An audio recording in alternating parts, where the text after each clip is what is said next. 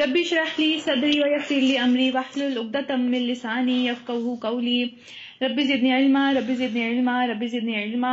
دوسرے پارے کا ہمارا ثلاثہ ہو گیا تھا، آخری ایک پاؤ ہمارا رہ گیا تھا، تو جہاں سے آج ہم انشاءاللہ سٹارٹ کریں گے وہ ہے آیت نمبر 232، جس کو ہم نے آج سٹارٹ کرنا ہے۔ 231 کے بعد یہ آیت سٹارٹ ہو رہی ہے، اور جو ساری احکامات چل رہے تھے پیچھے وہ سارے کے سارے طلاق سے متعلق چل رہے تھے۔ ہم نے پہلے پڑھا ہے کہ طلاق دینے کا طریقہ کیا ہے، اس کو کس طریقے سے دینا ہے، عورت کو کس طرح چھوڑنا ہے، عورت اگر خود چاہے تو کس طرح خلا لے سکتی ہے، یہ سب چیزیں جو ہیں وہ ہم نے ابھی پیچھے پڑھ لی ہیں۔ تو اب آگے انشاءاللہ سٹارٹ کریں گے۔ اس سے پہلے میں آپ لوگوں کو صرف ایک حدیث سنانا چاہتی ہوں تاکہ ہماری موٹیویشن جو ہے وہ تھوڑی سی زیادہ ہو جائے، اور وہ یہ ہے کہ عقبہ بن عامر رضی اللہ تعالیٰ عنہ سے روایت ہے کہ نبی صلی اللہ علیہ وسلم نے فرمایا کہ ایک ایسا ٹائم آیا کہ آپ صلی اللہ علیہ وسلم ہم سب بیٹھے ہوئے تھے اور آپ صلی اللہ علیہ وسلم ہمارے پاس آئے۔ اب یہ وہ صحابہ تھے سارے کے سارے جن کے پاس زیادہ مال و دولت یا اس طرح کی چیزیں نہیں تھی، یہ علم سیکھنے کے لیے دور دور سے آئے ہوئے تھے۔ تو آپ صلی اللہ علیہ وسلم نے ان سے آگے فرمایا کہ کیا تم لوگوں میں سے کوئی یہ چیز پسند کرتا ہے کہ تم لوگوں کے پاس ایک دو اونٹنیاں ہو، اس قسم کی اونٹنیاں جو کہ بہت قیمتی ہیں، کیونکہ لال اونٹنیاں جو تھیں وہ عرب میں بہت قیمتی سمجھی جاتی تھی۔ تو آپ صلی اللہ علیہ وسلم نے ان سے یہ سوال کیا کہ کیا تم لوگوں میں سے کوئی یہ بات پسند کرتا ہے کہ تم لوگوں کے پاس دو اونٹنیاں ہوں اور تمہیں وہ بغیر کسی گناہ کے مل جائیں، یعنی کہ کوئی تم اس کے لیے قتل و غارت نہ کرو، کوئی رشتہ خراب نہ کرو، کوئی لوٹ مار نہ کرو، اس صورتحال میں وہ تمہیں دو اونٹنیاں مل جائیں۔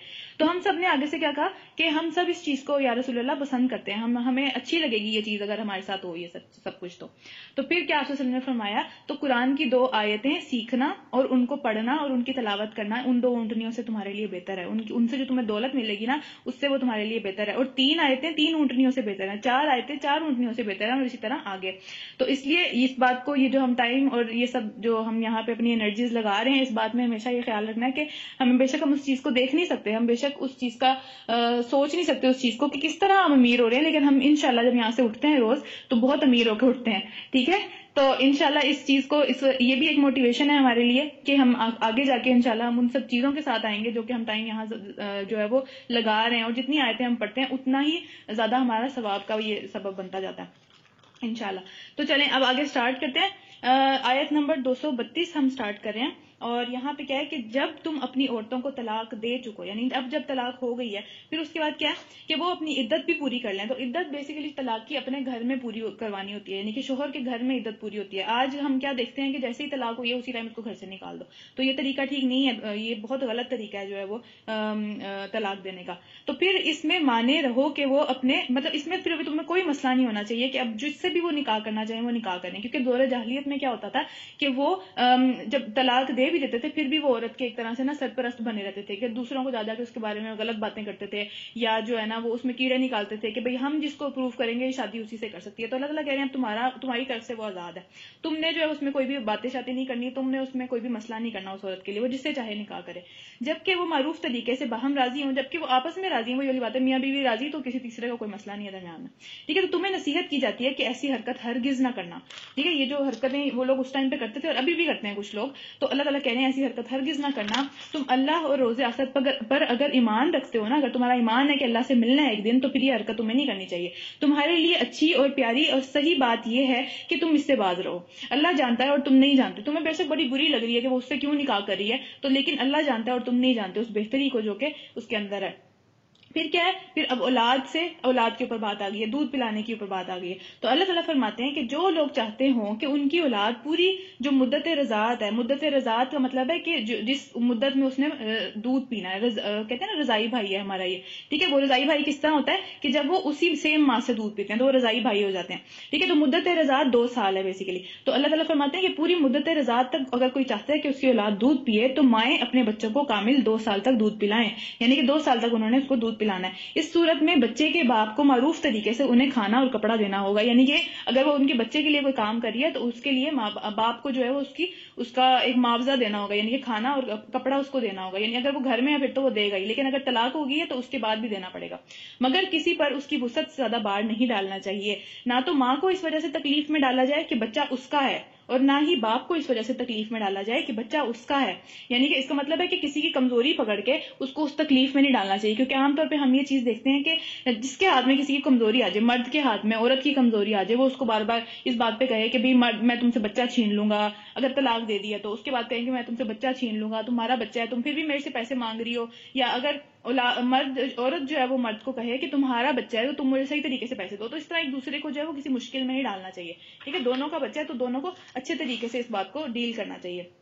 اس کے بعد کیا ہے، دودھ پلانے والی کا یہ حق ہے جیسا کہ باپ پر ہے ویسا ہی وارث پہ ہے، یعنی کہ اگر باپ کی ڈیتھ ہو گئی ہے تو اس کے وارث یعنی کہ بھائی، اس کے ماں باپ، اس کے شوہر کے ماں باپ، اس کے شوہر کے بھائی، اس کے جو وارث ہیں وہ سارے کے سارے اس کو اس چیز کو دیں گے، یعنی کہ جو کپڑا اور جو ہم نے دیکھا نا کھانا اور کپڑا دیں گے، جو بھی معاوضہ اس کا طے ہوگا وہ دیں گے، تو وہ پھر ان کے وارث پہ ہے۔ اور آج اگر کوئی بات کر دے کہ بھائی مجھے یہ چیز دو، تو وہ آگے سے کیا کہیں گے کہ تمہارا بچہ، تم یہ کس طرح کی باتیں کر رہے ہو، تو یہ دین کی علم کی کمی ہے، یہ اس کے اوپر حق ہے، یہ دودھ پلانے والی کا حق ہے، وہ ایک سروس دے رہی ہے آپ کے بچے کو، ٹھیک ہے، چاہے وہ ماں ہو چاہے کوئی اور ہو۔ لیکن اگر فریقین باہمی رضامندی اور مشورے سے دودھ چھڑانا چاہیں، یعنی اب انہوں نے سوچا کہ اب دودھ چھڑا دینا چاہیے، تو ایسا کرنے میں بھی کوئی مسئلہ نہیں ہے، یعنی 2 سال سے پہلے دونوں نے سوچ لیا کہ اب دودھ چھڑا دینا چاہیے، تو وہ پھر دودھ چھڑا بھی سکتے ہیں، اور اس کے بعد تو ویسے بھی چھڑا دینا چاہیے، ٹھیک ہے، کیونکہ 2 سال ہی اس کی مدت ہے۔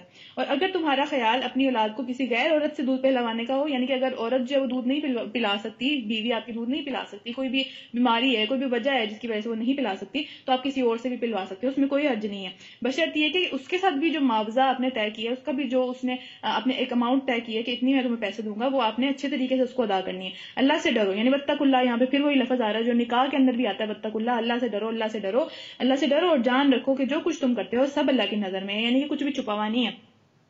تو اب ایک حدیث ہے، آپ صلی اللہ علیہ وسلم نے فرمایا کہ میرے پاس 2 آدمی آئے اور مجھے ایک مشکل سے دشوار گزار راستے کے اوپر لے گئے، ہم نے وہاں ایسی عورتوں کو دیکھا جن کو جو سانپ تھے نا وہ ان کی بریسٹ کے اوپر جو ہے نا وہ نوچ رہے تھے، اس کو بریسٹ کو نوچ رہے تھے، تو آپ صلی اللہ علیہ وسلم نے فرمایا کہ انہوں نے پوچھا کہ یہ کون لوگ ہیں، تو آپ صلی اللہ علیہ وسلم کو بتایا گیا کہ یہ وہ عورتیں ہیں جو کہ اپنے اولاد کو دودھ نہیں پلاتی، ٹھیک ہے، دودھ پینا عورت کا فرض ہے، دودھ پلانا، اور بچے کا حق ہے اس کا، کیوں حق ہے، کیونکہ وہ بہت سب سے زیادہ پہلی غذا اللہ تعالیٰ نے اس کو فری میں دی ہے وہ، ٹھیک ہے، اور کیوں دی ہے، کیونکہ اس کا امیون سسٹم بچے کو اس چیز سے اسٹرانگ ہوتا ہے، تو یہ ایک بہت ضروری ایک سمجھ لیں کہ فرض ہے اس کی ماں کے اوپر کہ وہ اس کو پلائے، اور بچے کا حق ہے، ٹھیک ہے، تو وہ کیوں نہیں پلاتے، بیسیکلی فگر وغیرہ کے لیے، بیوٹیفیکیشن وغیرہ کے لیے وہ نہیں پلاتے، لیکن یہ سب چیزیں ٹھیک نہیں ہیں۔ اچھا، اس کے بعد آگے چلتے ہیں، تم میں سے جو لوگ مر جائیں اور ان کے پیچھے ان کی بیویاں زندہ ہوں تو اپنے آپ کو 4 مہینے اور 10 دن تک روکے رکھیں، یعنی کہ جو عدت کی ہم بات کریں، یہاں پہ عدت کی بات ہو رہی ہے، جب کوئی مر جاتا ہے اس کی عدت کتنی ہے، جب اس کا شوہر مر جاتا ہے تو اس کی بیوی اپنے آپ کو 4 مہینے،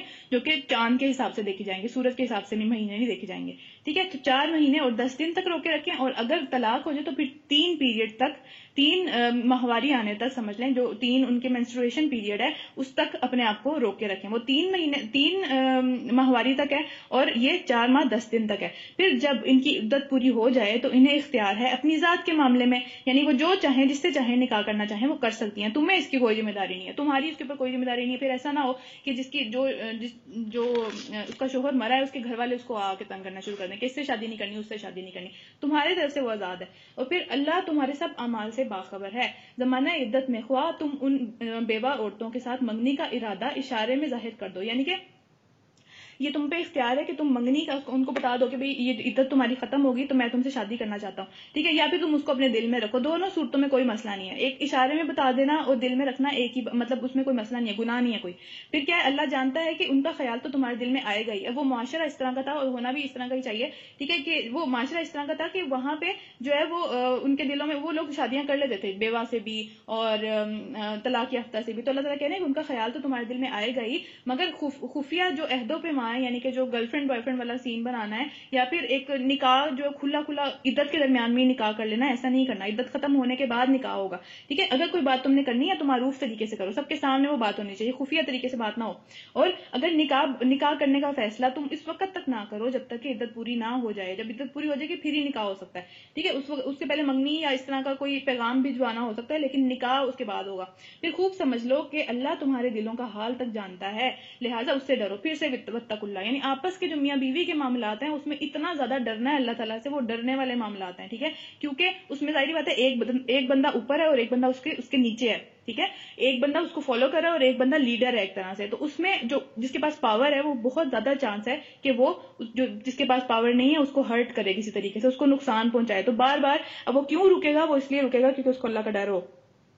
اور یہ بھی جان لو کہ اللہ بردبار ہے، چھوٹی چھوٹی باتوں سے درگزر فرما لیتا ہے۔ اگلا رکو سٹارٹ ہو رہا ہے 15واں، تم پر کچھ گناہ نہیں اگر اپنی عورتوں کو طلاق دے دو قبل اس کے ہاتھ لگانے کی نوبت آئے یا مہر مقرر ہو. یعنی کہ اب کچھ صورتحال اس طرح کی بھی ہوتی ہے کہ آپ کہتے ہو کہ بعد میں مہر جو حق مہر ہے وہ بعد میں مقرر کریں گے, یا اس طرح کی نوبت آ جائے کہ طلاق پہلے ہی ہو گئی ہے, صرف نکاح ہوا تھا, اس کے بعد ایک جنسی تعلق جو آپس میں آپ کا تعلق ہے میاں بیوی کا وہ بھی قائم نہیں ہوا, اس صورت میں طلاق ہو گئی ہے. تو پھر کیا ہوگا, اس صورت میں انہیں کچھ نہ کچھ ضرور دینا چاہیے, کچھ نہ کچھ مال آپ کو ضرور دینا پڑے گا انہیں. ٹھیک ہے, اگر مہر مقرر نہیں ہوا, آپ نے ابھی ڈیسائیڈ نہیں کیا کتنا حق مہر دینا ہے, تو پھر بھی ان کو کچھ نہ کچھ دے کے ان کو رخصت کرنا چاہیے. خوشحال آدمی اپنی اس کے کیپیسٹی کے مطابق کرے اور غریب آدمی اپنی کیپیسٹی کے مطابق کرے. ٹھیک ہے, معروف طریقے سے دے, اچھے طریقے سے, مطلب یہ نہ ہو کہ آپ کا دل تنگ ہو رہا ہو اس کو دینے سے.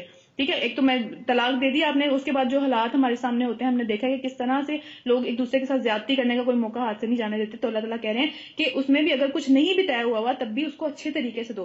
یہ حق ہے نیک آدمیوں پہ, اللہ تعالیٰ کا حق ہے یہ نیک آدمیوں کے اوپر. ٹھیک ہے, کہ وہ ان کو دیں اس کو. اب دیکھیں کہ اللہ تعالیٰ کس طرح سے جو ہے وہ عورتوں کے حقوق کو پروٹیکٹ کرے ایک طرح سے, کہ کہیں سے بھی ان کے ساتھ زیادتی نہ ہو جائے. اور اگر تم نے ہاتھ لگانے سے پہلے طلاق دے دی ہو لیکن مہر مقرر, اب یہ دوسرا طریقہ ہے, دوسرا ایک سینیریو یہ ہو سکتا ہے کہ مہر پہلے ہی مقرر ہو چکا تھا کہ بھئی اتنے فلاں پیسے میں نے دینے ہیں. ٹھیک ہے, لیکن ہاتھ نہیں لگایا, ابھی اس عورت سے فائدہ جنسی طور پہ جسمانی طور پہ اس سے فائدہ ابھی نہیں اٹھایا آپ نے, تو پھر کیا ہے, اس صورت میں آدھا مہر دینا ہوگا, آدھا مہر دینا ہے آپ نے اس کو لازمی پھر. ٹھیک ہے, اور یہ بات ہے کہ عورت نرمی برت لے, یعنی عورت کہے کہ ابھی آپ نے میرے سے فائدہ نہیں اٹھایا, تو ٹھیک ہے عورت کہہ دے کہ مجھے نہیں چاہیے مہر. ٹھیک ہے, یا پھر مرد کہے, یا وہ مرد جس کے اختیار میں, یعنی کہ جس کے اختیار میں وہ جس نے جو بندہ طلاق دے رہا ہے وہ کہے کہ ٹھیک ہے میں پورا ہی مہر دے دیتا ہوں. ٹھیک ہے, تو یہ اچھائی دونوں کی طرف ہے, جو بھی اچھائی اس میں سے کرے گا اور تم وہ اللہ تعالیٰ مطلب اس کو دیکھ لیں گے, اللہ تعالیٰ جو ہے وہ اس کے اوپر رحم برتیں گے اس اچھائی کی وجہ سے.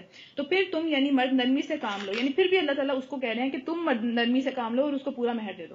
مردوں کو اسپیشل حکم یہاں پہ دیا جا رہا ہے کہ ٹھیک ہے اگر عورت کرے تو بھی اچھا ہے, لیکن زیادہ بہتر کیا ہے, تقویٰ سے زیادہ قریب کیا چیز ہے کہ تم ہی نرمی سے کام لو اور اس کو پورا مہر دے دو. پھر آپس کے تعلقات میں, آپس کے معاملات میں احسان کو نہ بھولو. احسان کیا ہے کہ حق سے زیادہ کسی کو دینا. ٹھیک ہے, اس کے بعد کیا ہے کہ احسان کسی نے کیا اس کا احسان ماننا بھی. تو اللہ تعالیٰ کہہ رہے ہیں آپس کے تعلقات میں احسان کو نہ بھولو. تو جہاں تک بات جو طلاق تک بات پہنچتی ہے وہ بیسیکلی اسی لیے پہنچتی ہے کہ ہم ایک دوسرے کا حق سے زیادہ تو کیا حق بھی دینے کے لیے گوارا نہیں ہوتے. ٹھیک ہے, تو اللہ تعالیٰ کہہ رہے ہیں کہ یہ چلے گا تبھی جب تم آپس میں ایک دوسرے کو حق دو گے اور حق سے زیادہ بھی دو گے. ٹھیک ہے, تو تمہارے اعمال کو اللہ تعالیٰ دیکھ رہا ہے. اب کیا ہے کہ احسان جو بیسیکلی ہے وہ کیا ہے کہ وہ احسان اگر آپ کسی کا رکھو تو اس کا مطلب ہے کہ آپ ایمان کی آپ کی نشانی ہے. اور ازدواجی زندگی میں میاں بیوی کے آپس کے تعلقات میں تو یہ سب سے زیادہ ضروری چیز ہے کہ آپ ایک دوسرے کا احسان رکھو. حدیث ہے, اللہ تعالیٰ فرماتے ہیں, آپ وسلم فرماتے ہیں کہ اللہ تعالیٰ نے فرمایا, اللہ تعالیٰ اس عورت کی طرف رحمت سے دیکھتا بھی نہیں ہے, اس کو نظر کرم بھی نہیں کرتا اس کی طرف جو اپنے شوہر کے احسان مند نہیں ہوتی. کیونکہ شوہر نے اتنے زیادہ احسانات کیے ہوتے ہیں نا ہمارے اوپر, ہمارا وہ خرچہ کرتا ہے, ہمارے اوپر ہمیں گھر دیا ہوا ہے, ہمیں ایک اتھارٹی دی ہوئی ہے, ہر چیز ہمارے لیے وہ کرتا ہے. ٹھیک ہے, جس بھی کیپیسٹی میں کرتا ہے. تو اللہ تعالیٰ فرماتے ہیں کہ جو اچھائی کرتا ہے اس کا احسان آپ کے دل میں ہونا چاہیے. تو اللہ تعالیٰ فرماتے ہیں, آپ وسلم فرماتے ہیں کہ جو اپنے شوہر کی احسان مند نہیں ہوتی, حالانکہ مطلب ایک تو یہ ہے کہ اس کے بغیر رہ بھی سکے نا, تو دوسری یہ ہے کہ ایک احسان مند نہیں ہوتی اور پھر اس کو چھوڑ کے بھی نہیں رہ سکتی, اس کو چھوڑ کے بھی اس کے سوا وہ کچھ نہیں ہوتی عورت. ٹھیک ہے, شوہر کے ساتھ ہی ہوتی ہے سب کچھ. تو اس کا مطلب ہے کہ اس کے بغیر بھی نہیں رہ سکتی لیکن اس کے ساتھ بھی اس کا احسان نہیں مانتی جو اس نے احسان کیا. تو اللہ تعالیٰ ایسی عورت کی طرف دیکھتا بھی نہیں ہے. آگے کیا ہے کہ اپنی نمازوں کی نگہداشت کرو, یعنی کہ سارے جو معاملات آپ کے چل رہے ہیں زندگی کے, طلاق کا معاملہ چل رہا ہے, اس میں اتنی زیادہ نہیں کھو جانا کہ آپ اپنی نماز کو ہی بھول جاؤ. تو اللہ تعالیٰ کہتے ہیں اپنی نمازوں کی حفاظت کرو, خصوصاً ایسی نماز کی جو کہ درمیانی ہو. درمیانی نماز کون سی ہے؟ جو عصر کی نماز ہے, کیونکہ عصر کی نماز کی بہت زیادہ فضیلت ہے. کیوں ہے؟ کیونکہ عصر کی نماز جو ہے وہ منافقین کے اوپر بڑی بھاری ہوتی ہے, وہ بہت مشکلوں سے اٹھتے ہیں اس نماز کے لیے. اور آپ نے فرمایا کہ جس کی عصر کی نماز چھوٹ گئی اس کے ساتھ ایسا کیا ہوا کہ اس کے ساتھ ایسا ہوا کہ جیسے اس کا دنیا مال اور سب کچھ, اس کا مال گھر اور سب کچھ چھوٹ گیا اس سے. اس کے ساتھ اس طرح کا معاملہ ہے عصر کی نماز چھوڑنا. ٹھیک ہے, آگے کیا ہے, اللہ کے آگے اس طرح کھڑے ہو جیسے فرما بردار غلام کھڑے ہوتے ہیں. بدامنی کی حالت ہو تو خواب پیدل, مطلب چاہے اس طرح کی حالت ہو کہ تم جنگ میں ہو, چاہے تم پیدل چل رہے ہو, چاہے تم کسی سواری کے اوپر ہو, جس طرح بھی ہو نا اس طرح نماز پڑھو اس کے اندر. ٹھیک ہے, اور پھر جب امن میسر آ جائے, یعنی کہ جب تم گھر میں ہو, سکون میں ہو, تو پھر کیا کرو, اللہ تعالیٰ کو اس طرح یاد کرو جس طرح اس نے تمہیں سکھایا, یعنی کہ جو اصل حالت ہے نماز کی اس طرح سے اس کو نماز صحیح طریقے سے اطمینان سے آرام سے پڑھو. پھر کیا ہے, جس سے تم پہلے نہ واقف تھے اس نے وہ طریقہ تمہیں سکھایا جس سے تم پہلے نماز پڑھنی نہیں آتی تھی, پھر اللہ تعالیٰ نے تمہیں سکھا دیا, تو اس کا ایک طرح سے احسان مانو کہ اس نے تمہیں سکھایا ہے, پھر اس کو اس طرح سے پڑھو بھی. ٹھیک ہے, پھر کیا ہے کہ تم لوگوں میں سے جو لوگ وفات پا جائیں گے, اب یہ آیت جو ہے یہ پھر دوبارہ وصیت کی آیت آ رہی ہے. ٹھیک ہے, وصیت کی آیت آ رہی ہے, تو وصیت میں نے پہلے بھی یہ بات بتائی تھی کہ یہ ساری آیتیں تب تک تھیں جب تک کہ قانون وراثت ابھی تک اللہ تعالیٰ نے نازل نہیں فرمایا تھا. اس میں سب کا حصہ ہے، بیویوں کا حصہ ہے، ماں باپ کا حصہ، ان سب چیزوں کا حصہ، ان سب لوگوں کا حصہ اللہ تعالیٰ نے اس میں مقرر کر دیا ہوا ہے. ٹھیک ہے، تو یہ آیتیں اب منسوخ ہو چکی ہوئی ہیں. لیکن وہ کیوں آ رہی تھی اس ٹائم پہ؟ کیونکہ اس ٹائم پہ یہ وہ قانون ابھی تک آیا نہیں تھا. تو اس میں اللہ تعالیٰ بیویوں کو پھر دوبارہ پروٹیکٹ کر رہے ہیں. دیکھیں کہ بیویوں جو ہے نا، بیویوں کو گھر سے نہیں نکالنا اس کے بعد اگر شوہر مر جائے اس کا. تو کیا ہے کہ تم میں سے جو لوگ وفات پائیں اور پیچھے بیویاں چھوڑ رہے ہوں، ان کو چاہیے کہ گھر سے بغیر نکالے اپنی بیویوں کے حق میں وصیت کر کے جائیں کہ ان کے گھر میں رہیں گی. وہ کب تک ان کے گھر میں رہیں گی؟ 4 ماہ 10 دن، جو ان کا عدت کا ٹائم ہے، جو ہم نے پیچھے پڑھا ہے ابھی.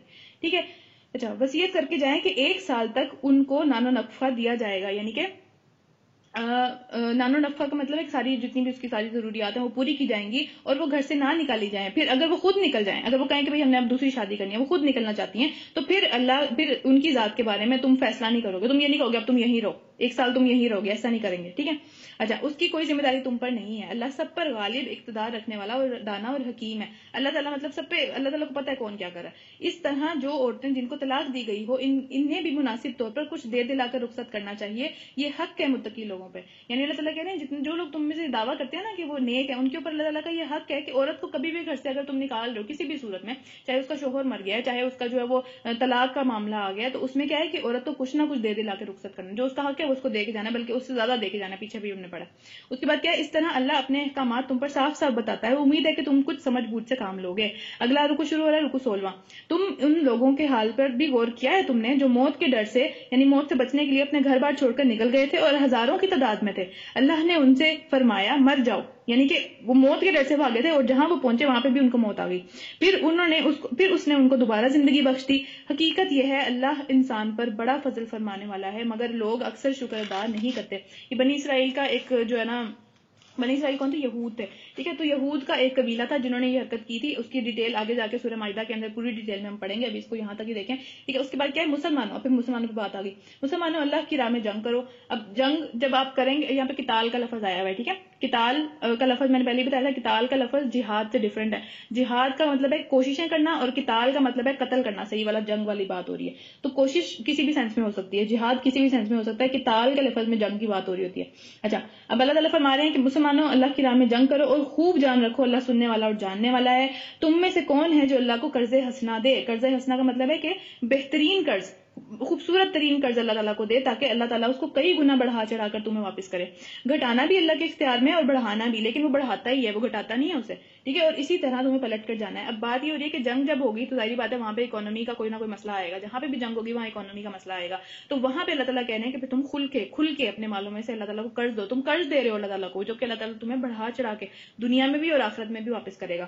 پھر کیا ہے، پھر تم نے اس معاملے پہ غور کیا کہ جو موسیٰ علیہ السلام کے بعد سرداران بنی اسرائیل کو پیش آیا. یعنی کہ موسیٰ علیہ السلام تب تک جا چکے تھے، اس وقت ان کے درمیان میں جو نبی تھا اس کا نام اللہ تعالیٰ نے یہاں نہیں بتایا. تو انہوں نے اپنے نبی سے کہا کہ ہمارے لیے ایک بادشاہ مقرر کر دو تاکہ ہم اللہ تعالیٰ کی راہ میں جنگ کریں. اب انہوں نے کہا کہ ہم اللہ تعالیٰ کی راہ میں جنگ کرنے کے لیے تیار ہیں، ہمیں انہوں نے گھر سے نکال دیا ہے، جو بھی وہاں معاملہ چل رہا تھا، تو ہمیں جنگ کرنا چاہتے ہیں ہم. تو نبی نے پوچھا کہ کیا ایسا نہ ہوگا کہ تمہیں اگر لڑائی کا حکم دیا گیا اور تو پھر تم بیٹھ جاؤ کہ ہم نہیں لڑیں گے، بزدل ہو کے بیٹھ جاؤ. ایسا نہ ہو کہ اگر تمہیں لڑائی کا حکم آ گیا اللہ تعالیٰ کی طرف سے پھر تم نیچے بیٹھ جاؤ. تو وہ کہنے لگے بھلا ایسا کیسے ہو سکتا ہے کہ ہم اللہ کی راہ میں جنگ نہ لڑیں جبکہ ہمیں اپنے گھروں سے نکال دیا گیا ہے اور ہمارے بال بچے ہم سے جدا کر دیے گئے ہیں، ہمارے ساتھ اتنا بڑا ظلم ہو گیا، ہم پھر بھی جو ہے وہ جنگ نہیں کریں گے. ایسا نہیں ہو سکتا. مگر وہی ہوا کہ مگر جب جنگ کا حکم دیا گیا تو ایک تھوڑے سے جو لوگ تھے ان کے سوا سارے کے سارے پیٹھ موڑ کے بیٹھ گئے. اور اللہ تعالیٰ ان میں سے ایک ایک ظالم کو جانتا ہے. پھر کیا ہوا کہ جو لوگ مان گئے کہ ہاں ٹھیک ہے ہم جنگ کریں گے، ان میں کیا ہوا، انہوں نے اپنے نبی سے کہا کہ ان کے نبی نے کہا کہ اللہ نے طالوت علیہ السلام کو جو ہے نا وہ تمہارے لیے بادشاہ مقرر کر دیا. جو اس میں طالوت علیہ السلام تھے ان کو اللہ تعالیٰ نے ان کو بادشاہ مقرر کر دیا، نام اللہ تعالیٰ نے بتایا یہاں پہ. ٹھیک ہے، یہ سن کر وہ بولے، اب ان کو لگتا تھا کہ جو مال و دولت والا ہوتا ہے زیادہ وہ بیسیکلی بادشاہ ہونا چاہیے. تو انہوں نے کہا کہ وہ ہم پہ بادشاہ کیسے بن گیا، اس کے مقابلے میں تو ہم بادشاہی کے زیادہ مستحق ہیں، اس کے پاس تو نہ مال ہے نہ کوئی دولت ہے نہ وہ بڑا آدمی ہے کوئی. تو نبی صلی اللہ علیہ وسلم جو اس ٹائم پہ نبی تھے انہوں نے فرمایا کہ اللہ نے اس کے مقابلے میں، اللہ نے تمہارے مقابلے میں اس کو چوز کیا ہے. وہ کیوں چوز کیا ہے، مطلب کہ جو بادشاہی اور ایک طرح سے لیڈرشپ کا معیار ہے اللہ تعالیٰ یہاں میں بتا رہے ہیں کہ وہ کیا ہے کہ وہ علم اور جسم ہے. یعنی کہ علمی طور پہ بھی اس میں یہ صلاحیت ہے اور جسمانی طور پہ بھی وہ لیڈ کر سکتا ہے اتنے بڑے لوگوں کو، اتنے زیادہ لوگوں کو. تو اللہ تعالیٰ کے وہ نبی، ان کے نبی نے کہا کہ اللہ نے اس کو جسم اور علم کے اندر برتری عطا فرمائی ہے اور اللہ تعالیٰ کو اختیار ہے، وہ جسے چاہے اپنی ملکیت دیتا ہے. یعنی کہ جس کو چاہے وہ زمین میں اتھارٹی دیتا دیتا ہے تو اللہ تعالیٰ کی اتھارٹی اللہ تعالیٰ نے اس کو دی ہے. اب کیا ہے کہ اللہ بڑی وسعت رکھتا ہے اور سب کچھ اس کے علم میں ہے. ان کے ساتھ ان کے نبی کو یہ بھی بتایا گیا, ان کے نبی نے ان کو یہ بھی بتایا کہ اب ایک نشانی بھی تمہیں چاہیے نا, ان کو ہر وقت ایک نشانی بھی چاہیے ہوتی تھی کہ اس بات کا کیا ثبوت ہے. تو نبی نے ان کو بتایا کہ اس بات کا یہ ثبوت ہے کہ یہی تمہارا بادشاہ ہے, کہ خدا کی طرف سے وہ اس کے بادشاہ ہونے کی یہ علامت ہے کہ اس کے عہد میں, یعنی کہ جب وہ تمہارا بادشاہ ہوگا تو کیا ہوگا کہ وہ صندوق تمہیں واپس مل جائے گا جس میں تمہارے رب کی طرف سے تمہارے لیے سکون کا سامان ہے. وہ سکون کا سامان کس چیز میں؟ بنی اسرائیل کی یہ بات ہو رہی ہے. بنی اسرائیل کون لوگ تھے؟ یہودی تھے جن کی طرف حضرت موسیٰ علیہ السلام گئے تھے, حضرت ہارون علیہ السلام گئے تھے, یہ سب وہ لوگ تھے. ٹھیک ہے, تو وہ صندوق کیا ہے؟ وہ صندوق ان کا کسی جنگ میں جس میں ان کو یہ پیچھے گھر سے نکالا گیا تھا اس میں وہ کھو گیا تھا, وہ لے کے چلے گئے تھے جو جیتے تھے وہ جنگ. ٹھیک ہے, تو وہ اللہ کے نبی اس وقت جو تھے وہ ان کو یہ بتا رہے ہیں کہ اس کے عہد میں جب یہ بادشاہ ہوگا وہ تمہیں واپس مل جائے گا. تو پھر کیا ہوگا کہ جس میں وہ صندوق واپس ملے گا جس میں تمہارے لیے دل کا سکون ہے. تمہارے لیے سکون ہے کہ بھئی جب وہ تمہارے پاس ہوتا ہے تم جنگ جیتتے ہو, تو کیا کہ جس میں آل موسیٰ اور آل ہارون کے چھوڑے ہوئے تبرکات ہیں, یعنی کہ اس میں آل موسیٰ حضرت موسیٰ علیہ السلام کا عصا تھا. ٹھیک ہے, اس میں حضرت موسیٰ علیہ السلام کا اور وہ ان کی جو کپڑے اور اس طرح کے تبرکات تھے ان کے اندر سارے کے سارے, تو وہ تمہیں واپس مل جائیں گے. اور جس کو اس وقت فرشتے سنبھالے ہوئے, یعنی فرشتے اس کی حفاظت کر رہے ہیں, لیکن وہ تمہیں واپس مل جائے گا اگر تم مومن ہو. تمہارے لیے یہ بہت بڑی نشانی ہے.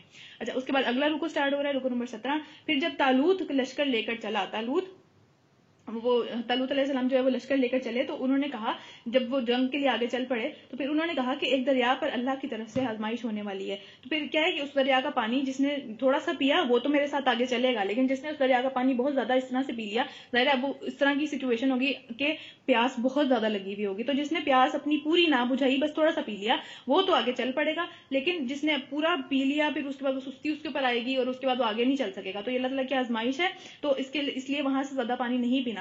ایک آدھا چلو کوئی پی لے تو پی لے, مگر ایک قلیل گروہ کے علاوہ سب نے اس دریا سے بہت زیادہ پانی پیا اور وہیں کے وہیں بیٹھے رہ گئے. ٹھیک ہے, تو اب بات یہ ہے کہ جب اس طرح کے اللہ تعالیٰ کی راہ میں آپ کو نکلنے کا حکم اللہ تعالیٰ دیتے ہیں تو پھر آپ کی آزمائشیں ہوتی ہیں, چھوٹی چھوٹی چیزوں سے آپ کی آزمائشیں ہوتی ہے. تو یہ اسی سینس میں بات آ رہی ہے کہ اس آزمائش میں پھر بہت سارے لوگ جن کا ارادہ ٹھیک بھی ہوتا ہے وہ بھی پیچھے رہ جاتے ہیں. تو اس لیے اس بات کا دھیان رکھنا پڑے گا کہ آزمائش اللہ کی طرف سے آ رہی ہے, اللہ تعالیٰ سے اس سے نکلنے کی توفیق مانگنی چاہیے اور وہ اس کے لیے تھوڑا سا ایک طرح سے دماغی طور پہ بھی تیار رہنا چاہیے کہ اب آزمائش آئے گی. اچھا, پھر کیا ہوا, پھر جب وہ آگے چلے وہاں سے پھر جب طالوت اور اس کے ساتھی مسلمان دریا پار کر کے آگے بڑھے, یعنی کہ جنہوں نے نہیں پیا وہ آگے چلے, وہ بہت کم رہ گئے ہوں گے پھر تو. ٹھیک ہے, تو انہوں نے طالوت سے کہہ دیا کہ آج ہم جالوت, یعنی کہ جالوت جو جس کے ساتھ مقابلہ تھا اس کا نام جالوت تھا. ٹھیک ہے, اب جالوت اور اس کے لشکروں کا مقابلہ کرنے کی طاقت نہیں ہے, مطلب وہ اتنے زیادہ ہیں, لوگ آ کے ان کو باتیں بتا رہے تھے کہ اتنے زیادہ لوگوں کے مقابلے میں تم اتنے تھوڑے لوگ کیا کر لو گے. تو انہوں نے کہا ہمیں آج طاقت نہیں ہے یہ مقابلہ کرنے کی. لیکن جو لوگ یہ سمجھتے تھے, ان میں بھی کچھ لوگ ایسے تھے جن کو اللہ تعالیٰ کا ڈر تھا, وہ جو لوگ یہ سمجھتے تھے کہ اللہ سے ملنا ہے انہیں. ٹھیک ہے, انہوں نے کہا کہ کئی دفعہ ایسا ہوا ہے, ہسٹری میں بہت دفعہ ایسا ہوا ہے کہ ایک چھوٹا سا گروپ جو ہے وہ اللہ تعالیٰ کے حکم سے بڑے گروپ کے اوپر جو ہے نا وہ اس کو ون کر گیا اس سچویشن کو. ٹھیک ہے, تو اللہ جو ہے وہ صبر کرنے والوں کا ساتھی ہے, تو ہمیں چلنا چاہیے آگے, ہمیں اللہ پہ بھروسہ کر کے آگے چلنا چاہیے. اور جب وہ جالوت اور اس کے لشکروں کے مقابلے پر نکلے, یعنی کہ پھر کچھ لوگوں نے بات مان لی اور کچھ لوگ آگے اس کے ساتھ نکلے اس کے لشکر کا مقابلہ کرنے کے لیے جالوت کے, تو انہوں نے کیا دعا کی, ربنا افرغ علینا صبرا وثبت اقدامنا وانصرنا علی القوم الکافرین, کہ اے ہمارے رب ہم پر صبر انڈیل دے, اتنا صبر ہمیں عطا کر, کیونکہ یہ آزمائش بہت بڑی ہمارے لیے آنے لگی ہے, تو ہم پہ اپنے صبر کا فیضان انڈیل دے, شدید ترین ہمیں صبر عطا کر اور ہمارے قدموں کو جما دے اس مقابلے میں, اور کافروں کے لشکر کے مقابلے میں ہمیں فتح عطا فرما. آخرکار اللہ نے اپنے حکم سے ان کافروں کو مار بھگایا, وہ جیت گئے, وہ جنگ اپنے سمجھ لیں کہ اپنے ایمان کی بنیاد پہ وہ جنگ جیت گئے. اور پھر کیا ہوا کہ داؤد علیہ السلام نے جالوت کو قتل کر دیا اور اللہ نے اسے سلطنت اور حکمت سے نوازا. پھر کیا ہوا کہ داؤد علیہ السلام جو تھے وہ بادشاہ بن گئے. اس کے بعد کیا ہوا کہ اللہ تعالیٰ نے اسے سلطنت اور حکمت سے نوازا اور جن چیزوں کا چاہا اس کو علم دیا. اچھا, اب یہ وہ والی سٹوری ہے جو کہ گولیت اور ڈیوڈ کی ہے. ٹھیک ہے, جو کہ بائبل میں بھی ہے اور یہاں ہمارے جہاں پہ ہم رہتے ہیں یہاں پہ بھی اس کا ایک پورا وہ بنا ہوا ہے. تو گولیت جالوت ہے اور ڈیوڈ جو تھے حضرت داؤد علیہ السلام وہ چھوٹے سے بچے تھے اس ٹائم پہ. ٹھیک ہے, اور ان کو اللہ تعالیٰ نے یہ علم سکھایا تھا, انہوں نے یہ چیز ایجاد کی تھی جو غلیل کے اندر پتھر نہیں مارتے, غلیل کے اندر پتھر ڈال کے ایسے انہوں نے پھینکا تھا. تو وہ جو جالوت تھا وہ بہت بڑا اور بلکی قسم کا اور بڑا پاورفل قسم کا آدمی تھا, اور اوپر سے لے کے نیچے تک وہ لوہے میں کور ہوا تھا تاکہ اس کو کوئی مار نہ سکے, لیکن اس کی آنکھیں صرف جو تھی نا وہ نظر آ رہی تھی. تو حضرت داؤد علیہ السلام نے کیا کیا تھا کہ اپنی جو گلیل تھی اس کے اندر پتھر نکالا اور اس کو جو ہے وہ اللہ تعالیٰ کے حکم سے پھینکا اس کی آنکھوں کے اوپر اور اس کے دماغ میں چلا گیا اور وہ مر گیا وہاں پہ. یہ واقعہ تھا ان کا. ٹھیک ہے, تو اس طرح جو چھوٹا سا ایک مطلب آپ سمجھ لیں کہ بالکل اس کے مقابلے میں تو کچھ بھی نہیں تھا, جالوت کے مقابلے میں تو کچھ بھی نہیں تھا داؤد علیہ السلام, چھوٹے بچے تھے, تو انہوں نے اس کو مار بگایا. تو اللہ تعالیٰ کہہ رہے ہیں ہم نے اس کو وہ علم دیا تھا جو کہ ہم نے چاہا, یعنی کہ ایک جو گلیل بنانے کا اور اس کا نشانہ لگانے کا جو علم تھا وہ ان کے پاس تھا. پھر کیا ہوا کہ اگر اس طرح اللہ انسانوں کے ایک گروہ کو دوسرے گروہ کے ذریعے نہ ہٹاتا رہتا تو زمین کا نظام بگڑ جاتا. یعنی اللہ تعالیٰ کا یہ طریقہ ہے کہ اللہ تعالیٰ اپنی مدد سے اپنے حکم سے جو ہے وہ کچھ خرابی کرنے والوں کو, فساد کرنے والوں کو نکالتا رہتا ہے زمین سے بار بار, ورنہ اس طرح کے لوگ تو زمین کا سارا نظام ہی بگاڑ دیں. ٹھیک ہے, لیکن دنیا کے لوگوں پر اللہ کا بڑا فضل ہے کہ وہ اس طرح کا کام کرتا رہتا ہے. ٹھیک ہے, اس کے بعد کیا ہے, یہ آیات, ہاں یہ اللہ تعالیٰ کی آیات ہیں جو ہم تمہیں ٹھیک ٹھیک سنا رہے ہیں, اور اے محمد صلی اللہ علیہ وسلم تم یقیناً رسولوں میں سے ہو جو کہ رسول بنا کر بھیجے گئے ہیں. اچھا, اس کے بعد کیا, اب ہم تیسرا پارہ شروع کرنے لگے ہیں انشاءاللہ. اچھا, اس کے بعد ایک سیکنڈ, ہاں شروع ہو رہی, ہاں یہ رسول, اب جن رسولوں کی بات ہو رہی ہے وہ رسول کیا ہیں جو ہماری طرف سے انسانیت کی ہدایت کے اوپر ہم نے ان کو بھیجا تھا, انسانوں کو ہدایت کے اوپر لانے کے لیے ہم نے ان کو وہاں بھیجا تھا. تو پھر کیا ہوا کہ ہم نے ان کو ایک دوسرے سے بڑھ چڑھ کر مرتبے عطا کیے ہیں, یعنی کہ ایک کسی رسول کا کچھ درجہ ہے, کسی رسول کا کچھ درجہ, اور سب سے زیادہ عظیم ترین درجہ کس کا ہے, ہمارے نبی صلی اللہ علیہ وآلہ وسلم کا سب سے اونچا درجہ ہونا.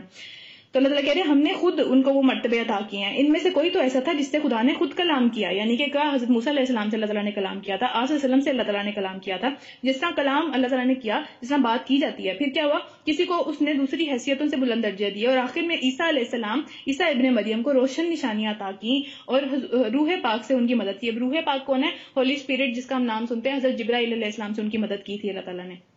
کہ وہ کیا کرتے تھے, حضرت عیسیٰ علیہ السلام کی کیا نشانیاں تھی کہ وہ جو مردہ تھا اس کو اللہ تعالیٰ کے حکم سے زندہ کر دیتے تھے, جو بیمار تھا بچپن سے, جس کو ایک بیماری تھی جو کہ پیدائشی اس کی بیماری تھی, اس کو ٹھیک کر دیتے تھے.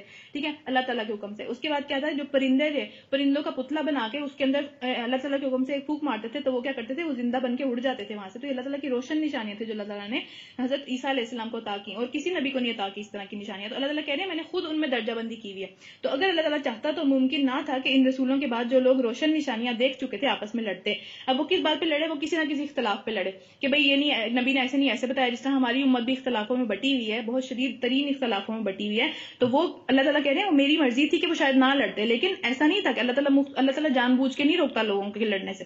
ٹھیک ہے, اب جو جس طرف جاتا ہے وہ اس طرف جاتا ہے. پھر اللہ نے کہا کہ انہوں نے باہم اختلاف کیا, پھر کوئی ایمان لایا اور کسی نے کفر کی راہ اختیار کر لی. یعنی کہ کیا ہوا کہ ان کے اختلاف کی وجہ سے کچھ تو ایمان پہ رہ گئے, لیکن کچھ اس ایمان پہ ہی لڑنے کی وجہ سے ایمان سے دور نکل کے کفر پہ چلے گئے. پھر اللہ چاہتا تو وہ ہرگز نہ لڑتے, مگر اللہ جو چاہتا ہے وہ کرتا ہے.